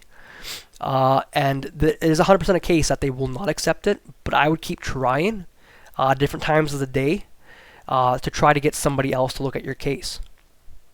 It can 100% be super frustrating. It might take you 12, 24 different contacts with different people, but assuming they don't completely close out your chance to make a case for that particular incident, I would keep trying to reopen it. Vinny said only tested products are going to prep center. Testing to prep center cycle, how long timeline normally needed? I don't personally use prep centers, so I'm not a super great person to answer that question for you. You would need to test your individual prep center to see kind of what their turnaround time is. I would assume outside of Q4, for most prep centers, you shouldn't expect it to take more than a week once it hits their warehouse. If it is taking more, like, longer than that, you might want to look at their processes or maybe consider a different prep center. In Q4, it can definitely be different, but if you have a prep center that has solid processes, I don't believe it should take, any more than a couple days to a week. And Chris, replying to Hustle for Life, 100% agree. Don't reply to the same cases. Do it at different times of the day. You do not want to talk to the same person, because that person is just trying to meet their quota, just going through closing cases. They don't give a shit about their job. You want to try and get a new person. So, if you submit one time at 8 a.m. in the morning, try to submit at 8 p.m. that same day or the next day at a different time, and just keep trying. It's the same with getting stuff ungated. I've submitted stuff where 100% legit invoice, huge distributor, they deny it 10 different times, and then eventually one person actually looks at it and approves it right away. Support is just can be a big pain in the ass to deal with sometimes. Okay, so that was an item that we just looked at. Perfect. So let's see if we can find this Fleshman's Quick Rise Yeast here. We'll see if it looks like it makes sense for us. So this guy's definitely doing some volume as well. And again, a lot of people say Canada is full of products that do not do any good sales volume. I disagree. A lot of these items may not be doing as much as they are in the US, but you can definitely still get some good volume out of items in Canada. I have units that I sell over 200 plus per month myself, and profit is very nice on those items too. Hustle for Life, they got me worried I get my account suspended if I keep trying. The only issue is supplier info is not on the invoice. It's not even a receipt I'm fighting with. So it depends if you're willing to share who you bought the item from. If not a big deal, I get it. But typically, if you want the receipt from a legit place, the receipt kind of has to indicate where that place actually is. So like a Walmart receipt will say Walmart on it, right? Wholesale Club will say Wholesale Club on it.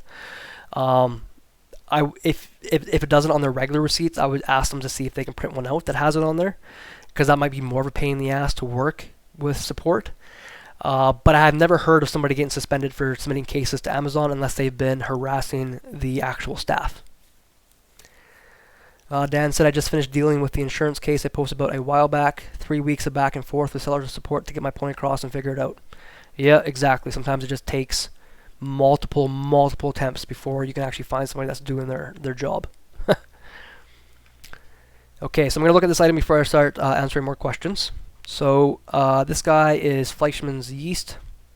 We're looking at a 9-pack multi-pack here. Looks like they come in strips of 3. So let's see if we can find this guy. And this guy we're looking at max buy cost is $6.50 for all 9. So it looks like Walmart sometimes has it, but they might be out of stock.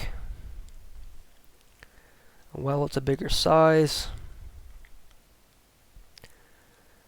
Let's take a look at Bulk Mart. I'm not too sure about Bulk Mart here. Okay. So this looks like the same product. Again, it's from Walmart. So the seller that we're sourcing, it looks like they obviously get a lot of their products from Walmart or Costco, because that looks like where we've been finding a lot of the items. So again, if this is if you source Walmart regularly, this might be a seller that you want to go deeper on. So they're currently out of stock. Normally $1.97 for 3. This other source, let's see what they have. So they're quite a bit more expensive. So that guy probably would not make sense. Okay, let's see if Walmart would make sense for us here. So it's $1.97, and we need 3 3-packs. So $2.10. So again, profit is a little bit lower, but it does look like this guy makes it up for in volume. There are a few more sellers for this one, but depending on volume, you might be able to sell. You know, like it looks like one seller has maybe sold 70 in 1 month, so you might be able to sell, you know, 20 to 40 units per month yourself. So that definitely might be a product that is viable. This is a product that I wouldn't be concerned about damaging. You literally have to pop it in a poly bag, and it'd be good to go. Okay, so I'm going to look at some of the things from the chat here. Do we have any distributors equivalent to EE distribution in Canada only for ungating purposes? Yeah, Dan said EE ships to Canada, so you can use them for Canada as well. We don't really have any public distributors in Canada like they do in the US. I honestly think that's a good idea, because we see things like Frontier Co-op. They're making it harder for resellers now. They're now recharging a restocking fee. So I don't believe they worked in Canada before anyway, but that was a big one for grocery in the US. So the more people abuse the system, the more that these places get shut down. So I actually think it's a good idea we don't have public ones like they do in the US. It's less likely that somebody's going to screw up a potentially viable supplier. Hustle for Life says, I got one for a shopper's item, and they provide a generic invoice of the items, and I also attach the order details. From what I recall, I've ordered quite a bit from Shoppers. I believe it does indicate that the item is from Shoppers somewhere on the receipt, like it has their info somewhere. If they don't, you should be able to get one from them that has Shoppers Drug Mart on it. And if it does, I would recommend actually printing out the invoice, annotating it, so showing where it's from, when you purchased it, how many you purchased. Also compare that to the shipment that you sent in. So say you bought 6, you sent 6 in. Make sure you indicate that in your case and try to use that. That might help too. And Hustle for Life said, use the purchasing method from Amazon, worked for me for ungating. Yeah, 100%. A lot of people say that it doesn't work. I've seen it work many, many times.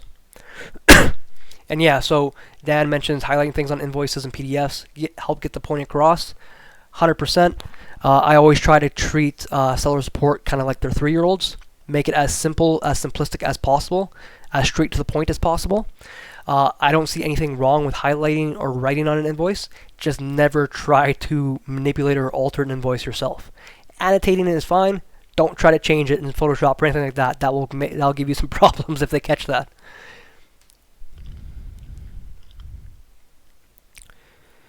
Okay, so yeah, like this source looks like it's actually pretty viable. Almost every product we look at, it ends up being a potential product. Some of them are out of stock, but some of them we may just have to wait for like places like Walmart to come back in stock. Let's look at a couple more here while more chats are coming in. Look at this guy. This guy looks like it might be a suppressed sales rank just because it says unknown, so we'll just take a peek. And again, in general, I found in Canada for suppressed sales ranks, you typically find those for items that are in the grocery category and the health and beauty category the most. They don't typically impact other categories as far as I've found so far. This one, it looks like Amazon is on the listing, but they are not currently in the buy box. So let's take a look at that guy, because that might be a good example to look at. And this guy looks like an okay little bundle, so let's take a look at that guy.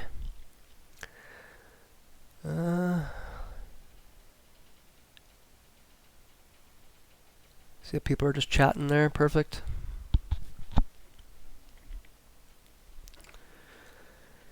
Okay, so this looks like it might be a nice little bundle. These guys might be heavy, they're obviously some type of powder. So we might be eating into a lot of profits for shipping to FBA. Let's see what kind of volume we're looking at. So right away, Keepa, it looks pretty okay. Okay enough that I want to dig deeper.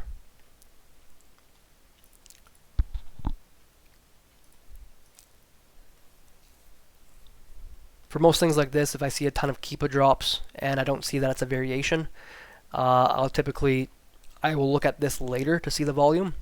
I'll start sourcing the product immediately because I know that it already has volume to support itself.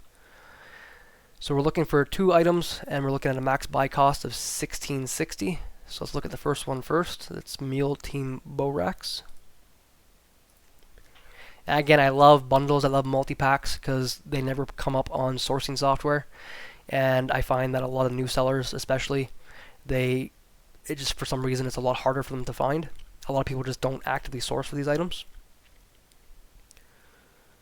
Okay, so it looks like a couple places have this guy. Let's see where's the cheapest.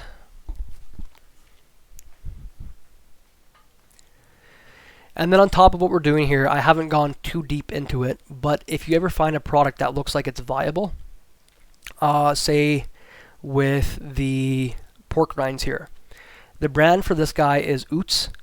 I would definitely just Amazon search the brand Oots and see what other items you can come up with from the same brand as well. Because chances are, if a brand has one product on Amazon that's viable, chances are they probably have other products that are on Amazon that are viable as well.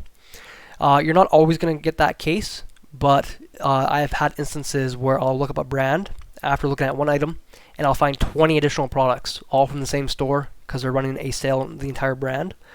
So all of a sudden you can turn one item into 10, 20 items almost instantly. And that's what I like to call rabbit holing. Chris B or Kat mentioned that in the chat earlier. Rabbit holing is a super powerful method. I personally do that with every item that I source. I just haven't done it on this live here today, just because I want to get through a little bit more content. So that guy's $9.49, so that's pretty expensive. Looks like Home Depot is out of stock, but they normally have it for $5.98. It might be in store. Dan says the rabbit hole is ADHD method, 100%. Nothing wrong with that. So looks like Canadian Tire has this for $5.99. And Walmart's a little bit more at $6.77, but you could probably have it shipped to you. So Walmart may be a viable option, but for now we're going to take probably the most cheapest viable option for us. We're going to get rid of London Drugs. So we'll probably just look at Canadian Tire because they are in stock. So that's $6. So let's see if we can find the other one here. Vinny, you have a question there. I'll answer it as soon as I'm done finding this additional product here, if we can find it. So we're looking at Arm & Hammer Super Washing Soda. And what size is that guy? That guy is 55 ounce.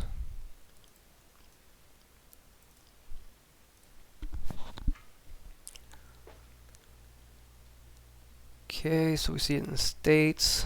Sometimes manufacturers have different packaging, so I'm going to take a look at this one. They might be the same. All those look like US sites. This is the same one from Canadian Tire. Let's take a look at this guy. That's probably a third-party seller. Home Hardware is a pain in the ass. You have to pick everything up. So let's see if we can see if this is the same product from Canadian Tire or London Drugs here. So this is So Clean Super Washing Soda. This one says all natural super washing soda. So chances are it's probably the same product, just in different packaging. But is it the same size? This one says 55 ounce, which is 3 pounds 7 ounces. This guy is 3 kgs. So this is actually bigger. Yeah, this container that we're looking at is 6 pounds. So there are mixed opinions whether or not somebody would want to send in a product that is bigger to a listing. If you're a new seller, I 100% would not recommend it. I would 100% recommend making sure your products are an exact match. If you are a new seller with more experience, chances are most people are not going to complain if they get a bigger item than what they paid for, but you never know. You would want some more selling history, just make sure it does not impact your account.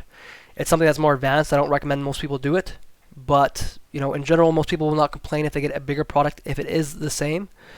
You just may have a problem with Amazon because they're charging you for a set weight, and if you're sending in something that's a lot heavier, that might be a problem. But this looks like it might be an item that's only available in the States. This item here, I believe it's the same. The bow racks, this is 4 pounds. This is 1.84 kgs, so yes, I believe that's the same, it's just different packaging. But I believe this specific size here is probably only in the US. And if you wanted to source it in Canada, you'd probably have to give somebody a bigger size. You just have to be willing to deal with the consequences if something were to happen. Again, I do not recommend that for most people. And if you're going to do that, you should be pretty experienced. But say if you were going to do it, one item is $6.99, one item is $5.99. This item actually looks like it might be pretty decent if you're willing to take those chances. But again, like I recommend, most people do not take those chances. Okay, Vinny says, quick query on this earlier listing. I see some low price listing on Seller Amp. Does it mean this can be skipped? $37 seems owning the buy box currently though. Let me pull this up and let's see what you mean. Okay, it was this guy. Low price listing on Seller Amp. So I'm just going to take a quick peek here.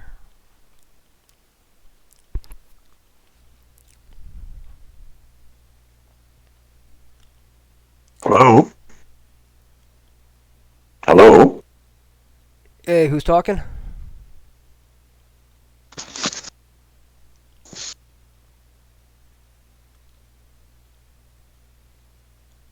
So if you want to ask a voice question, instead of just hopping on the mic, just ask your question in the chat and ask if you can ask it via voice.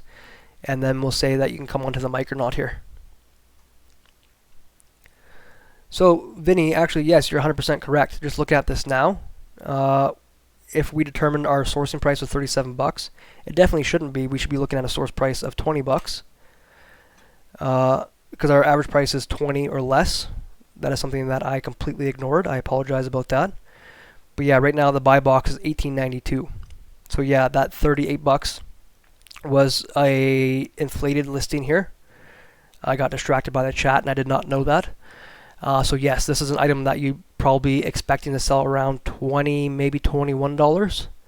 So if you were to sell it, say the second lowest FBA price, when this guy goes out of stock, it's still a profitable item, but it may not look as profitable as when we first looked at it. I hope that answers your question.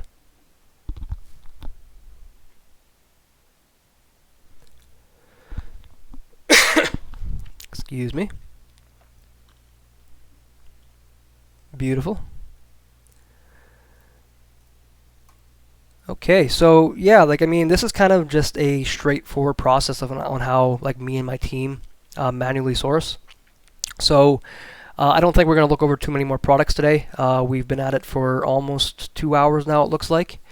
But yeah, just to kind of recap, a great way of starting is to start in something like the Keep a Product Finder, or if you use TA, or if you just want to go straight into manual sourcing, all that's fine too. Find a couple good products.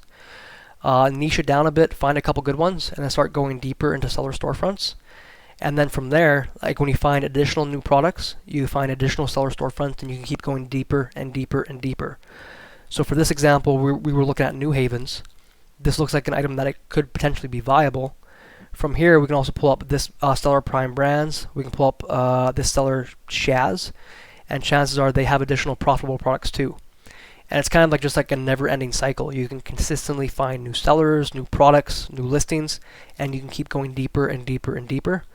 And realistically, I know a lot of people, they say that, like I said before, they can't find profitable products in Canada. I run a lead list company. I know that there's thousands and thousands and thousands of different products all the time that are profitable in Canada. I don't ever see an end to it. You just have to have the base knowledge and be willing to put in the time and the work in order to find these products. So I'm kind of just going to wrap up my sourcing spiel there. I'll stay on for a little bit more, just in case anybody has any additional questions. I hope this session was valuable for everybody, that anybody learned something. If you feel like it was valuable for you, let me know. If you think it was a waste of your time, let me know too, so I can change whatever we're doing in the future. But yeah, if you have any additional questions, pop them in the chat. I'll stick around for a little bit longer and answer any questions that anybody may have.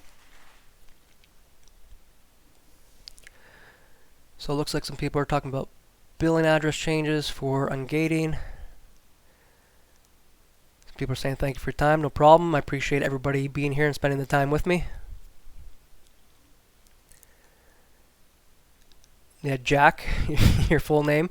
Yes, I'll repost it on YouTube. It'll probably get posted on YouTube by tomorrow. I need to make sure I can download the video and render it on YouTube there. No problem, everybody. Thanks for spending the time with me. Me teaching people like this, honestly, it teaches me a lot more than it probably teaches most other people. So.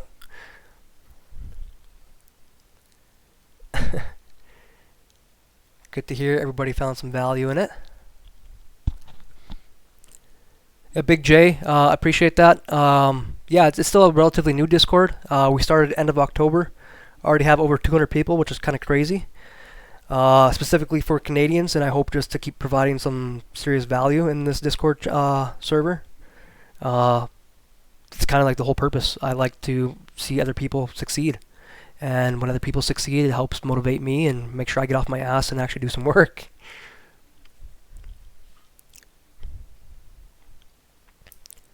Good to hear. Beautiful.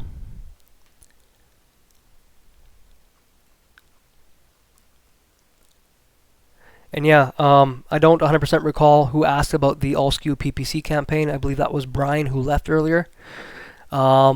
Probably, I'm a little bit busy this evening, but probably sometime tomorrow I'll post some info on how to just kind of put together a basic all-SKU PPC campaign, and I'll share that with everybody. When's the next sesh? I don't know. I'm thinking maybe on probably doing something like this, probably start like once a month. So we'll kind of play it by ear. I kind of have a hectic schedule sometimes, so we'll see if we can maybe schedule something for early next month. Dan, the Costco website was cocowest.ca, but there's also one for the east end of Canada, so that's Coco East. I believe it's cocoeast.ca. As far as I know, they're ran by affiliated people. They look exactly the same. Super great way to find stuff in store.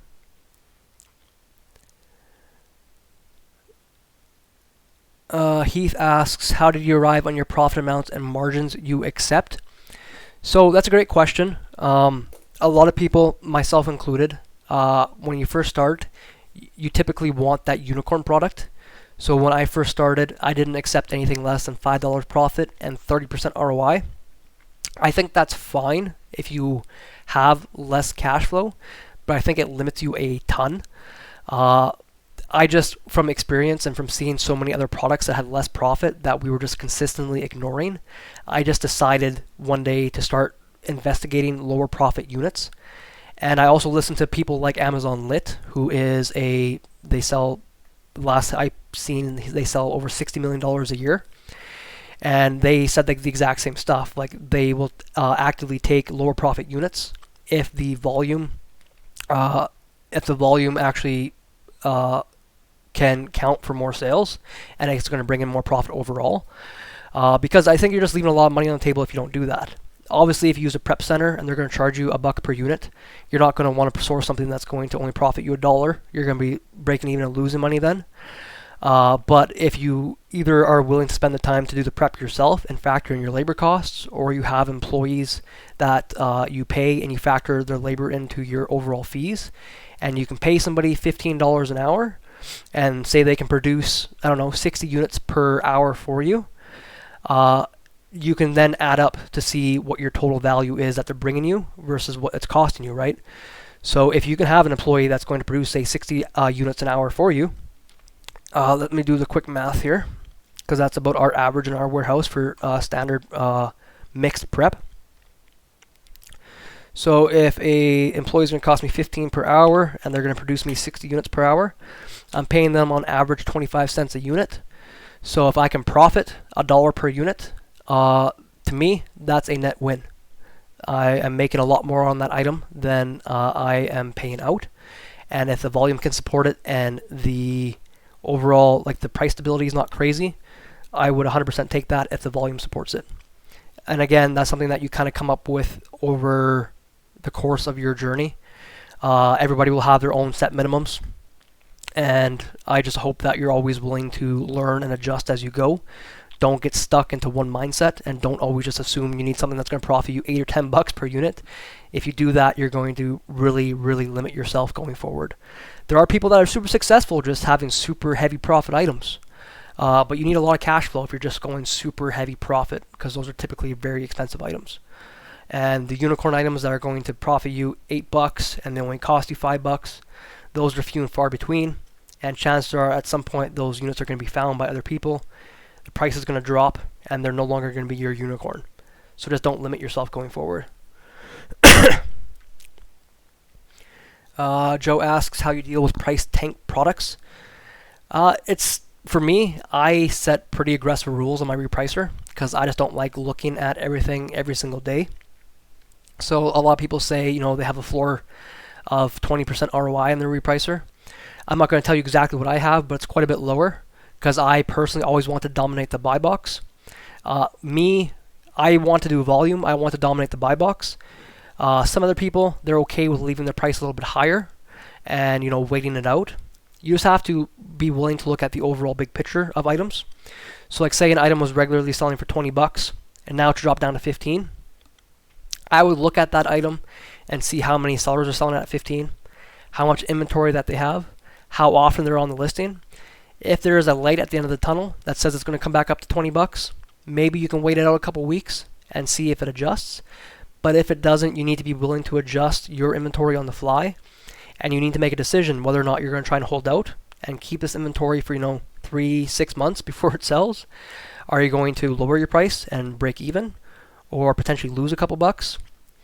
For me, if I am going to lose $1 or $2, if the item is dying and there's no light at the end of the tunnel, I'd rather get back some money than to continue to see it die and continue to get back less and less and less money, right? Most of my items, if the price is tanking with my rules that I have on my repricer, I will probably be sold out by the time the item is no longer profitable. I would have made a little bit of money on all the items, even if it's a couple cents, but I at least would not be losing money before I stock out.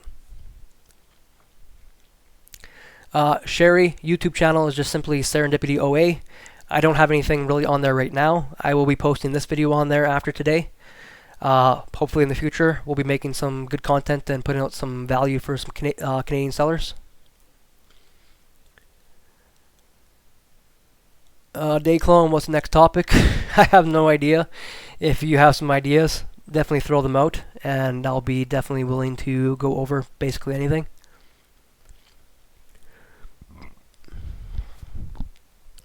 Sorry Canadian asks, do you always trust Keepa offers sold count? In general, yes. We discussed this a little earlier today. You have to look at the big picture.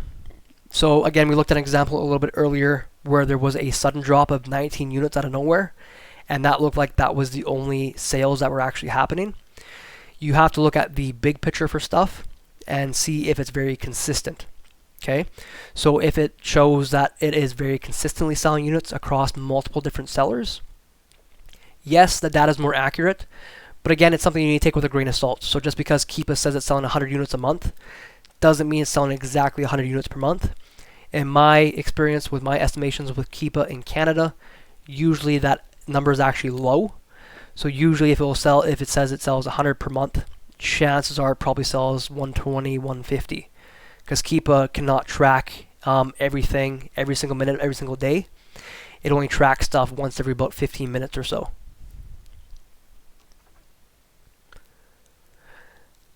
I've asked this too before, sadly. You just have to keep an eye on your products. Yeah, Dayclone, you're right. Thanks for sharing my YouTube channel there, Dan. Appreciate it.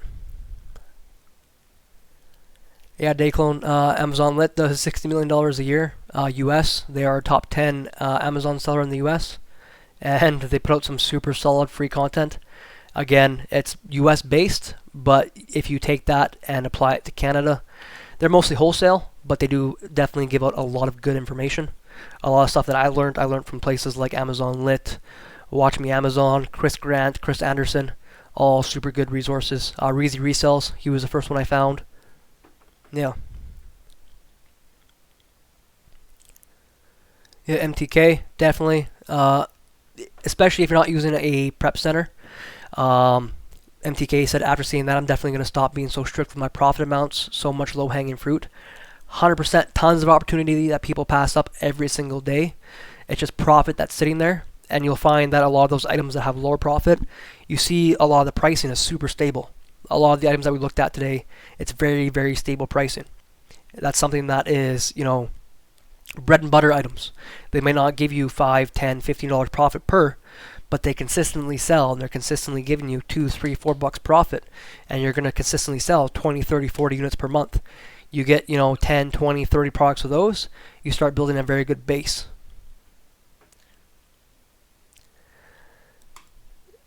Hustle for Life asked, what repricer do you use? I just use Be Cool. I know a lot of people use Be Cool. Dan said he uses Be Cool. A lot of people do use the AI repricing options in Be Cool. I do think that the AI options are actually pretty solid. I actually set all my own rules. So I'm on the lower tier pricing for Be Cool. It's like 20, 25 US a month, something like that. I set all my own rules. It's a little bit more involved. If you want it to be as effective as the AI, you have to really get in there and really mess with it a lot. I don't know for sure if it's as effective, but with my testing, I prefer my own rules. But again, everybody has kind of like their own thoughts on that.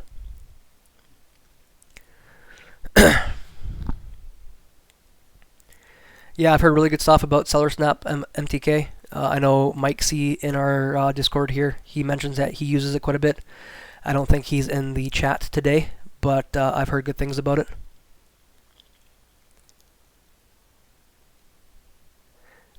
Sherry asks about if Discord is better from a phone or a laptop. Personal preference. I personally like to use it better on a computer, but I think it's really just as effective on a phone too. Dayclone says he needs to figure out what the best optimal settings are for Be Cool. Yeah, that's something that you kind of really just have to play with yourself. When you're first testing it out, just be a little bit conservative with your rules. Make sure you set a minimum price for everything that is not going to lose you money. As long as you do that, you enter everything in properly, you're pretty safe. There are some additional things that you can do where you can set like priced or timed rules. So like once every day at like 2, 3 in the morning, you can make it so that your repricer actually jumps back up. So other repricers follow you too. That's something that's more advanced. That's something I'll probably talk about maybe in this chat or in a video in the future.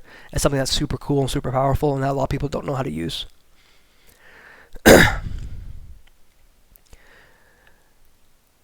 Queem, sorry I don't know how to pronounce your name. Last week I checked some books at a thrift store, but a lot of books were gated for me. Is this normal? I've heard there's been a mass gating for books recently on Amazon. They have went through some periods over the last about 20 years of gating different publishers. When you checked the books that you were looking at thrift stores, was it telling you that you were gated for new and used or just for new? If you're just gated for new books, sell them as used. I wouldn't sell them as new anyway. If you're gated in the used version too, I would assume that's probably more so some of the big manufacturers for textbooks. That definitely can happen. With those, I'll check my account later. I don't think I'm gated on the major manufacturers. With that, you'll probably just have to wait until you have better metrics to get auto ungated for those guys. MTK says testing your own data is better than keep off account. 100%.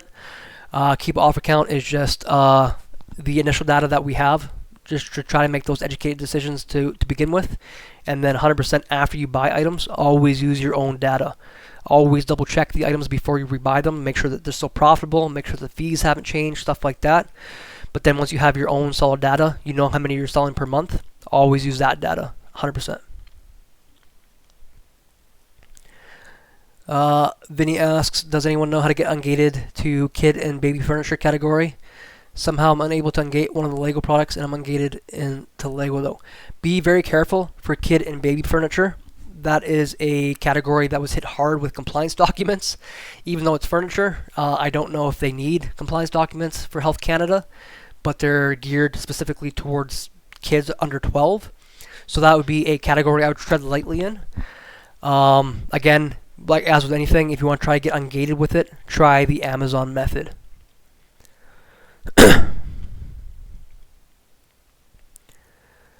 Let's see what everybody else is asking here. Hustle for Life said he agrees with sticking with his own rules and be cool. Yeah, everyone has their own thoughts and opinions. I know a lot of people are super successful with the AI. I just personally liked my own rules a little bit better. So Hustle for Life. So 2022, I had my personal goal for Canada. I only sell in Canada at the moment to hit $1 million. We got pretty close. I ended up hitting, I think it was 973 total for Canada. I have a couple accounts, so I always have to add it up. So definitely hit that next year. My goal for next year is going to be more than $1 million. I think I'm probably considering $1.2 million, $1.3 million. So yeah, that's my personal sales for the last year. I think you should do a short session with Be Cool if possible. That's the most needed. Yeah, that might be a possibility. With Be Cool, looking at that, it might be tough because it shows all my own personal products. So I would just have to find a way to be able to kind of clear those out or get like a dummy account to do it. That's something I'll have to consider and see if that's something that we can do. Davis C. asks, can you please give me a brief explanation on ungating one product using the method of purchasing from Amazon? I am a bit confused. Brand name seller. So yeah, let's pull up a product on here and I'll show you exactly what I mean. So I'm going to close out all these windows so my PC runs a little bit better. I hope everybody saved those items if you're interested in them. So let's do Lego for example. Give me a second. I think my shit logged in. 1 second here. I'm going to open up on a second screen.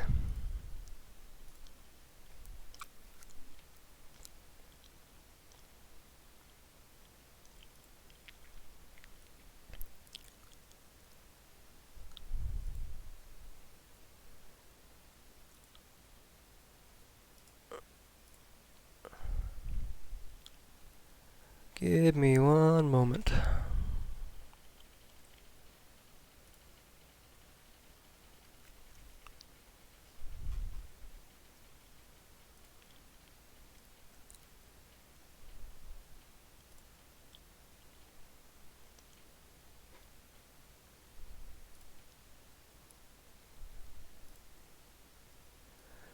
Okay, let me pull this over here.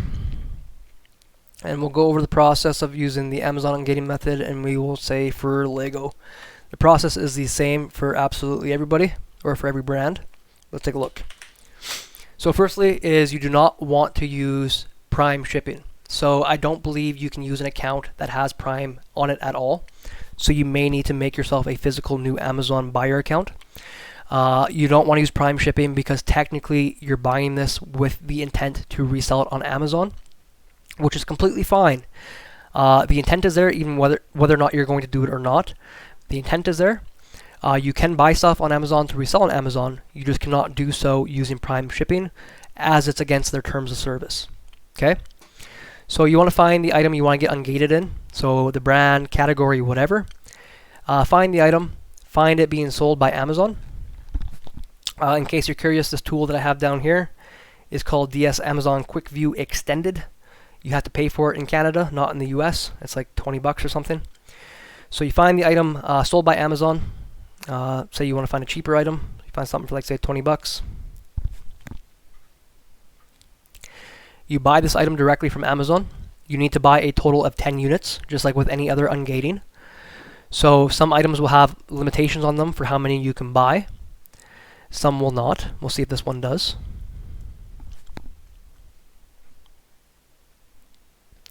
So this one has an order limit of 7.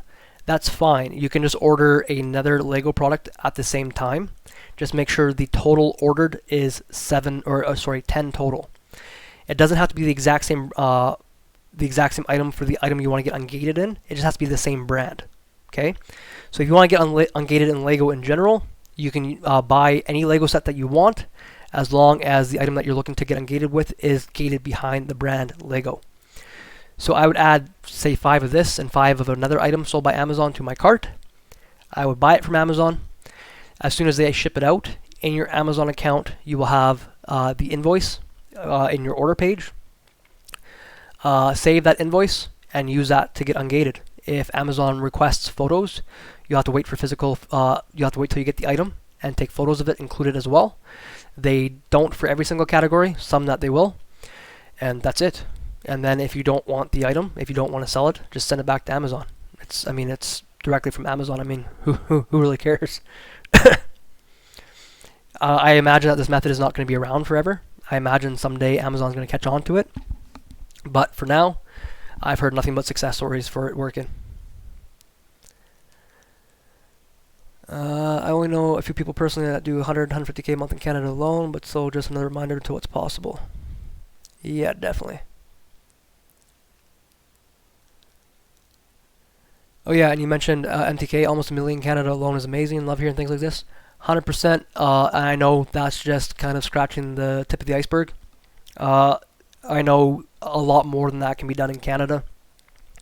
I have extremely limited cash flow, so that's my bottleneck right now. If I had way more cash flow, I know in Canada I could probably at least 5x that amount, just in Canada alone.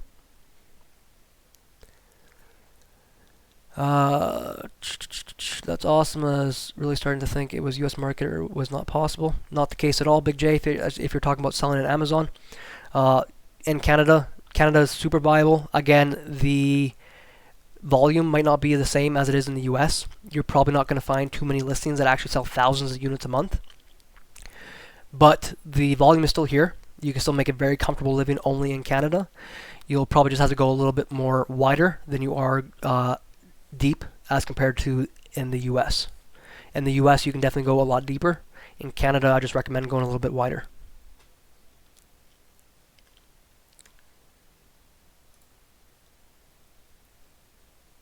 Okay, so I believe that covers the questions there for now. So I'll stick around for a couple more minutes in case anybody else has any more questions, but I think we'll probably be wrapping it up here soon.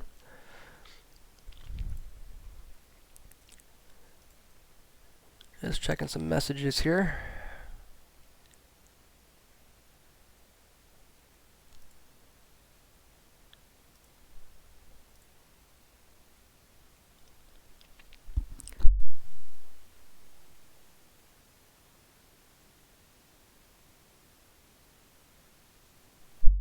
Yeah, I wasn't too sure if this would be something that anybody would be interested in. I see quite a few people kind of showed up, so that's super cool. Again, thanks for everybody for showing up. I do appreciate it. I apologize about my congested voice and sometimes having to clear my throat. As I mentioned, I am sick.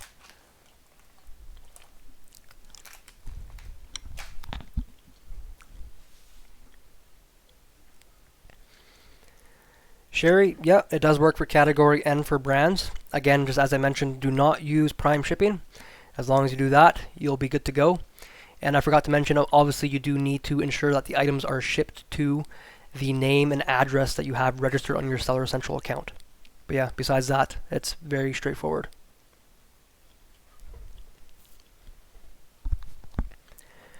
Escape Monkey said, this is amazing value. Appreciate it. We haven't even scratched the surface either. I hope you can do this again. For sure, definitely. Like I said before, I'm pretty much an open book, minus telling people exactly what I sell or what my storefronts are. I'm basically willing to share any of my knowledge. I think it's super cool when somebody does that. I did not have anybody when I first started that I could really ask any questions to. I didn't know any other Canadian Amazon sellers. So it was a little bit harder for me to figure things out. So I know the value in having somebody else that can answer some questions and just kind of help you along the way.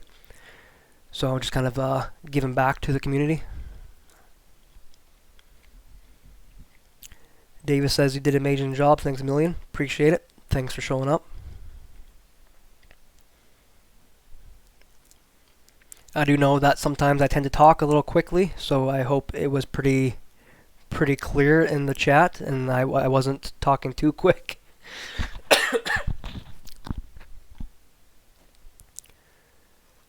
Appreciate it, Big J. And yeah, like there's not really anything out there for content for Canadian sellers at all. So a lot of stuff is only for the US, which a lot of it applies to Canada, but there are specific things like even like sales ranks or just talking about sales volume or what kind of retailers you can look at. I find that the Canadian market in general is harder than the US market. So there's not any resources out there. So having something like this, I believe, for a lot of people can be super valuable.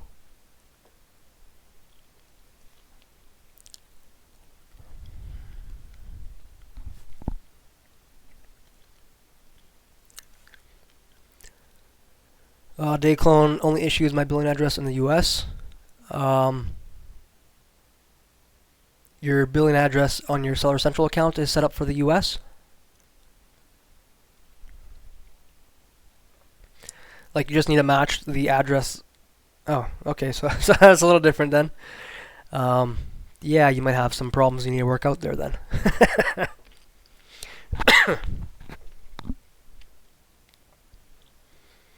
Yeah, you can use invoices from one market to get ungated in another market, as long as the information matches. Okay, so like say your address on your Seller Central account is in the U.S., you just get the stuff ordered to the U.S. address with the same name and same address that applies from Amazon.com, obviously. Use that to get ungated in Amazon US, and then you can also use that same invoice to get ungated in Amazon Canada, just as long as the information matches. It doesn't have to be shipped to Canada or anything.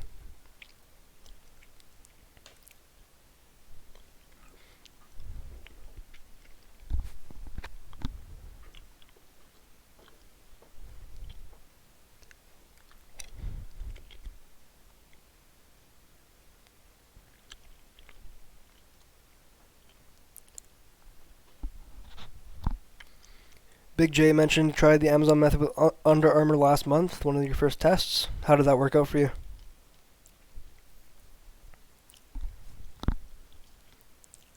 Said it worked. Beautiful. And Under Armour is a notoriously harder brand to get ungated with.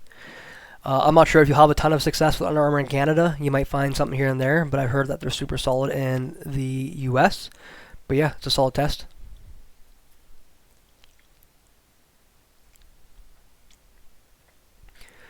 Hustle for Life said try with Lego and it worked. The Amazon method, 100%.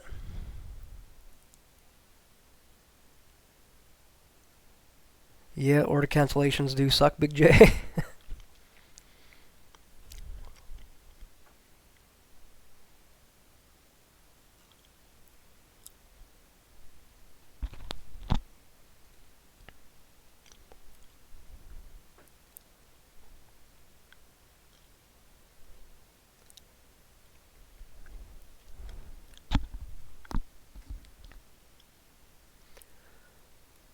Gina mentioned she used the Amazon method for Costco ungating. Yeah, I believe that was Kirkland Products, right, Gina? Yeah. Yeah, so obviously there's lots of proof that it works. A lot of people are hesitant about it, but I mean, it works. You're not doing anything wrong. You're submitting an invoice. The only thing Amazon can do is just say no, right? So if they say no, so be it. Return the products. That's it. There have been some people in some of our chat rooms that have mentioned that there could be potentials down the road where Amazon catches on to it and regates you for those products. I imagine that could be a possibility. In my experience, if you have solid sales metrics, I don't ever see Amazon regating you on items, especially for items that you sell.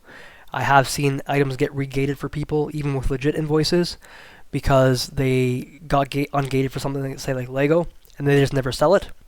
So Amazon, eventually, their system just automatically regates you on those items. That could definitely happen. Would Nike, Adidas, and Canada too, as well, be able to ungate via Sports Expert, Foot Locker, one of those retailers, or nah? I would just say just try it with the Amazon method too. Order it from Amazon Canada. I haven't ordered from Sports Experts. I believe they aren't they like Quebec only? Sports Experts. And I don't believe Foot Locker's receipts look like invoices.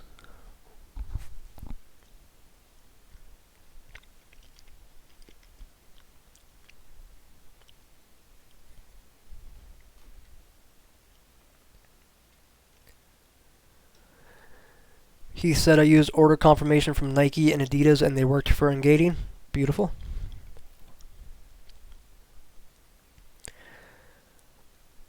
Yeah, I believe Big J, I looked at Sports Experts a while ago for a source and I was pretty pissed off when they were only Quebec.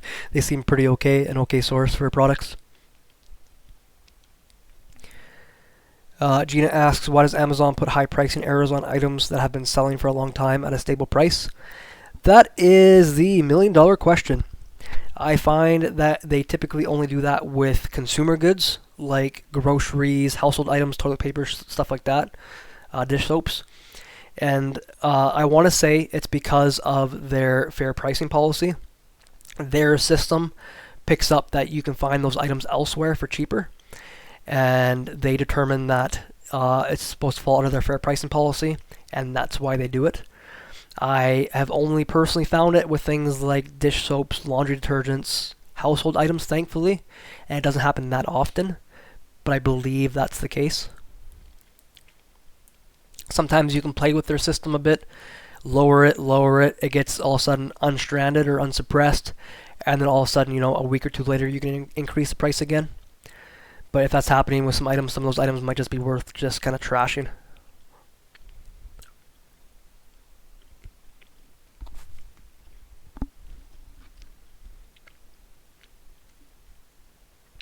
Yeah, gotcha, Big J. Sports Experts is Sport Check. Yeah, I believe when I was sourcing them, though, they had quite a few things that Sport Check did not have. Yeah, Gina said they just did it to me on an item that I buy for $2.99 and sell for $12. They want me to sell it for $2.83 and the fees are $6. Yeah, I assume that's the case. Their system probably picked it up for sale somewhere else, and they think it's probably fallen under their fair price policy. Probably one of those quote-unquote essential items, consumer goods, and that's probably why they're doing it.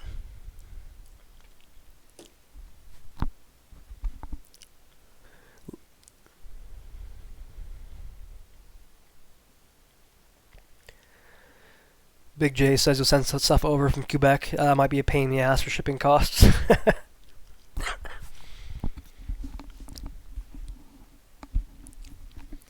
Yeah, I find Quebec is kind of their own little world. They have their own special rules for everything. Kiam says, my personal experience on variations in Canada, only the most rated and up to some extent the second top rated are selling, not other variants just like the US, and I think due to the volume. So keep in mind next time, maybe Jordan can elaborate on this a bit. 100%. So with all the items that we looked at today, I don't believe we came across a single variation. If you come across an item that's a variation, that's where you really want to look into seller stock and potentially reviews for individual variants. Because Keepa data, sales rank, that is shared between all variations. So yes, you do want to make sure you dig deeper. Make sure you check out the FBA sellers stock and also potentially check out review counts for that specific variation in Canada only. Gina, no problem. Definitely appreciate you showing up. I will be posting the full video on YouTube in the next day or two. So if you do want to catch up on the rest of it, I will be sharing that link once I get it posted. Janine says, holy shit, I ignore what they want and go by the data and sell from there. Yeah, Janine, they definitely have recommended prices for a lot of items, but Gina was talking about items that actually get physically suppressed and you cannot sell. They get put in your stranded inventory for being priced too high. you probably haven't experienced that yet, and thankfully it's not very common, but it typically only happens for, again, some consumer good items. So like if you're selling something like, say, a laundry detergent, Amazon system picks it up at Canadian Tire for $8. They might suppress it, they might put it in your stranded inventory, and you physically cannot sell it until you match that price.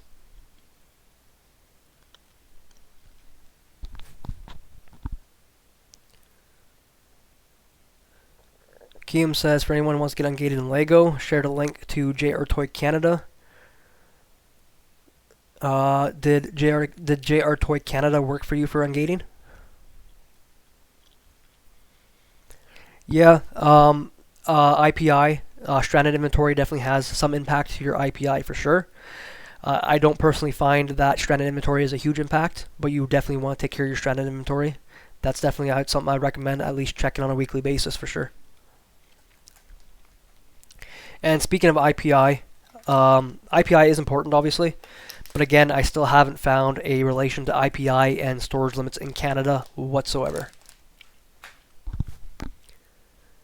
Kiam says that JR Toy Canada worked for ungating. Beautiful. JR Toy Canada is a legit source. It is somewhere that we source from on a regular basis. So if that works, that is super solid. Then that source could potentially work for any toy brand. I believe they also sell Mattel and Hasbro as well.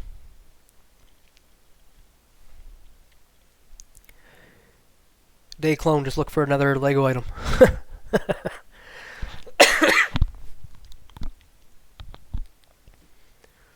Yeah, Gina mentioned that they haven't figured out IPI in Canada yet. From the people that I've talked to in the US, I don't even think IPI has been relating to their storage limits either. It seems like IPI is more so right now related to your personal utilization, your FBA sell-through rate, and your inventory turn rate. So if you're turning your inventory and you're keeping a lean inventory 30 days, you're turning that entire inventory, say, once every 30 days or just above that, and you're maxing out your limits, that's when your inventory limits tend to increase.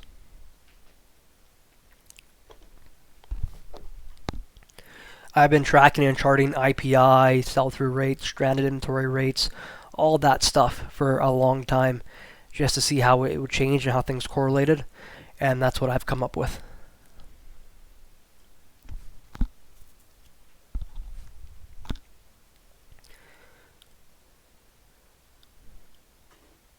So, Hustle for Life, did anyone recently get an account health assurance from Amazon where they don't deactivate your account and try to work with you if there's any issues as long as you keep a good account health rating?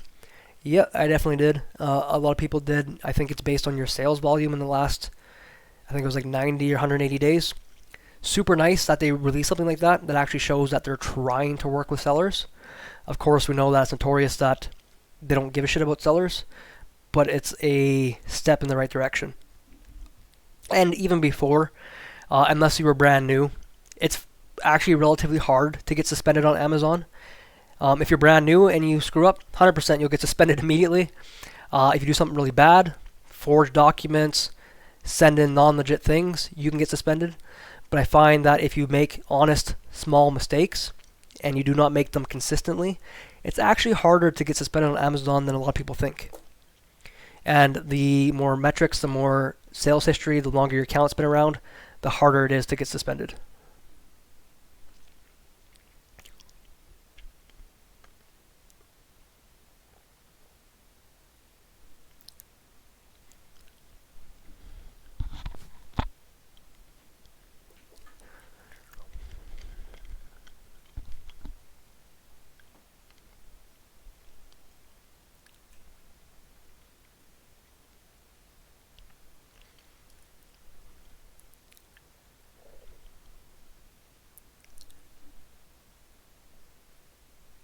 So I'll probably be sticking around for about 4 more minutes. We make about 9:30 my time. So if anybody else has any questions, let me know, and we'll be wrapping it up pretty quick here.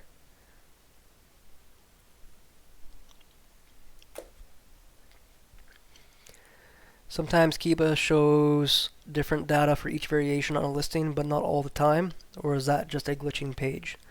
Yes. So people say, I don't think anybody really truly knows how Keepa works when it comes to variations. I've asked Keepa themselves, and they don't really give me a straight answer. But yeah, you will see slightly different sales ranks or drops from variation to variation. But every single one that you look at, you'll find in pretty much all variations, they all have the exact same sales rank right now. And that wouldn't make sense, right? So yeah, Keepa is not super accurate when it comes to sales ranks, when it comes to variations. That's why you want to dig a little bit deeper for variations. OG Joe asks, what's your recommended software stack? Keepa, Stellar Amp, TA? For me, I use a ton. I use a ton of different stuff, a ton of different software.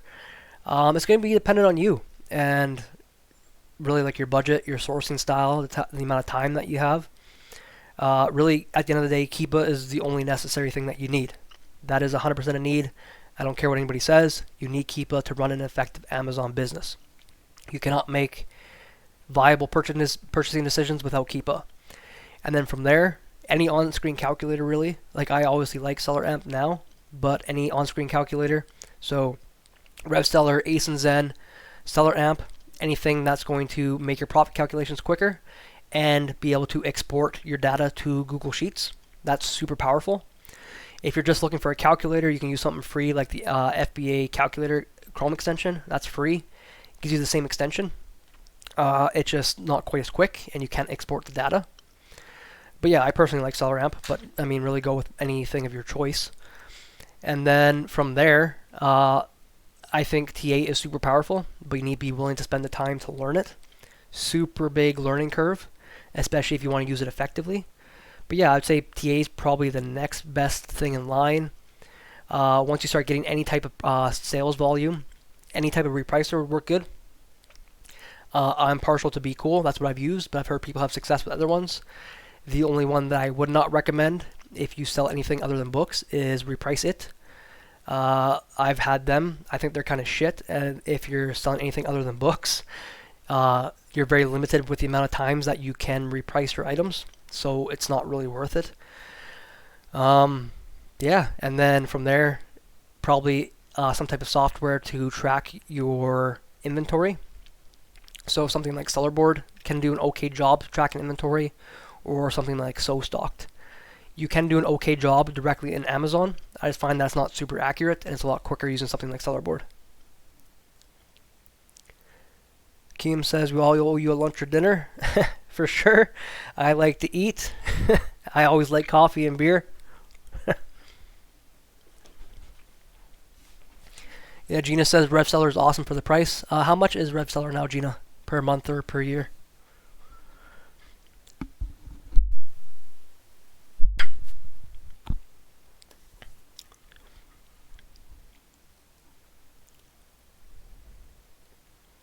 Yeah, $99 per year isn't too bad at all. That's actually really reasonable.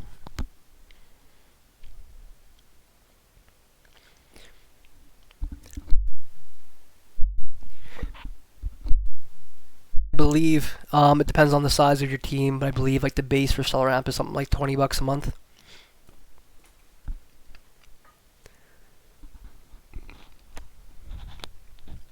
Yeah, Keem, pretty much any software works with Canada.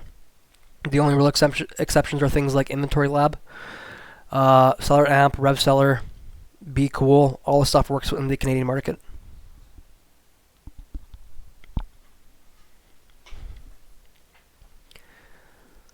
Yeah, and I've also heard good things about RevSeller too.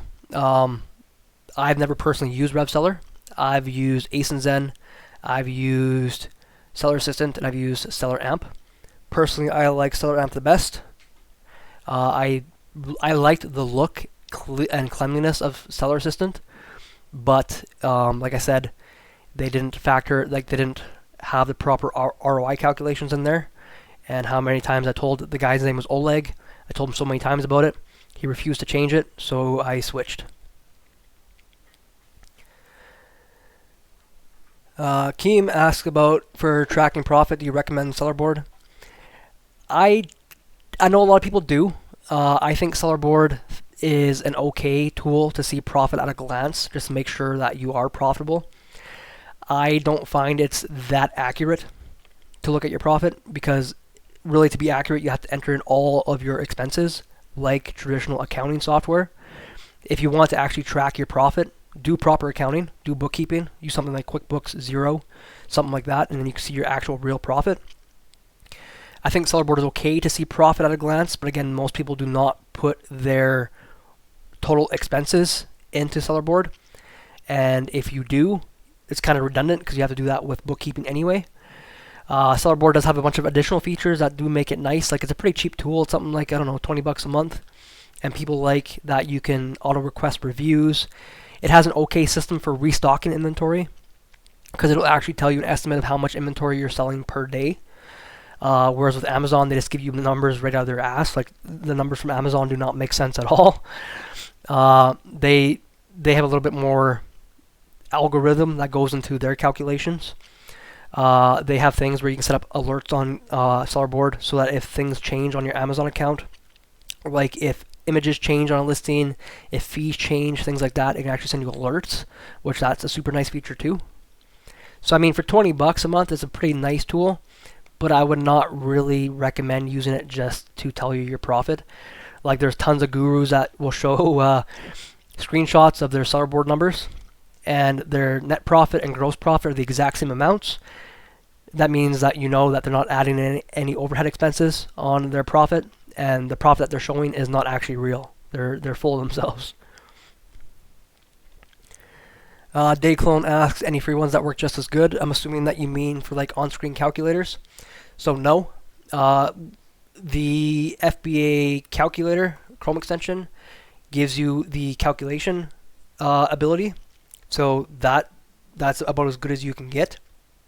But for overall functionality, for exporting to sheets, for additional features, no, you have to pay for it, unfortunately.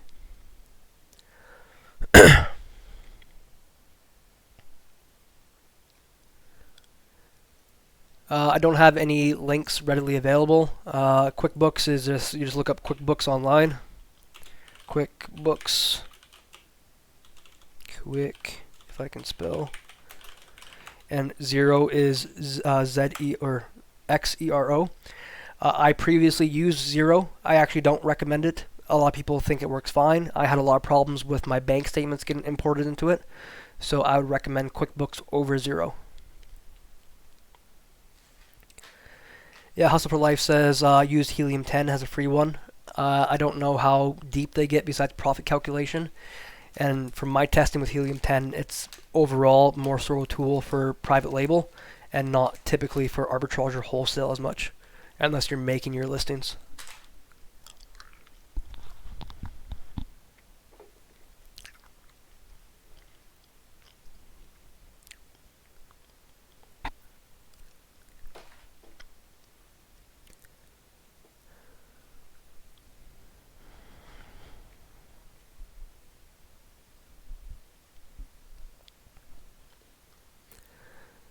Hustle says, yeah, only basic profit calculator, faster than SureStream, Amazon calculator, and it was accurate back in the day. True, but also if you just get the free Amazon FBA Chrome extension, like this little blue guy you see on my screen here, it's literally one click. It's from Stellar app, and it does the exact same thing. Yeah, just need something basic on screen rather than switching all the time and searching Amazon Revenue Calculator. Yeah, Dayclone, the Amazon FBA calculator extension, free extension, works perfectly fine if you don't need any additional functionality or things to export to sheets or anything like that. Big J, take care. Thanks for hopping on the call.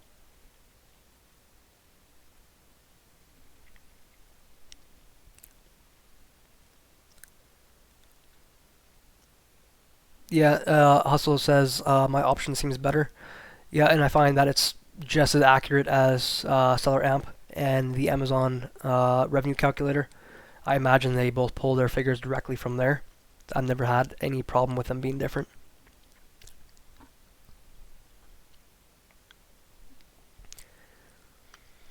It is called, I believe it's just called the FBA Calculator. From, you just go to the Google Chrome store, type in FBA Calculator. It looks like a blue little box that says FBA in it.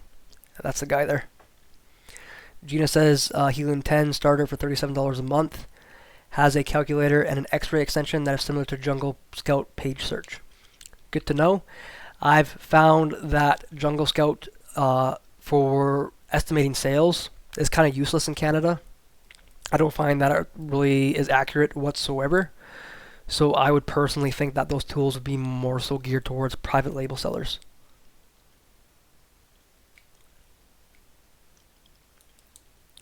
I don't personally find that any sales estimator in Canada is accurate at all.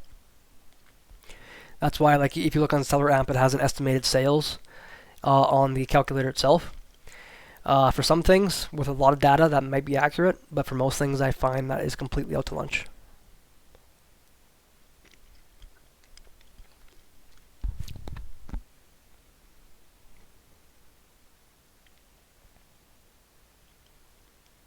For the Gina says that the H10 X-ray is good for sourcing as well. What kind of ways can you use it for sourcing, Gina?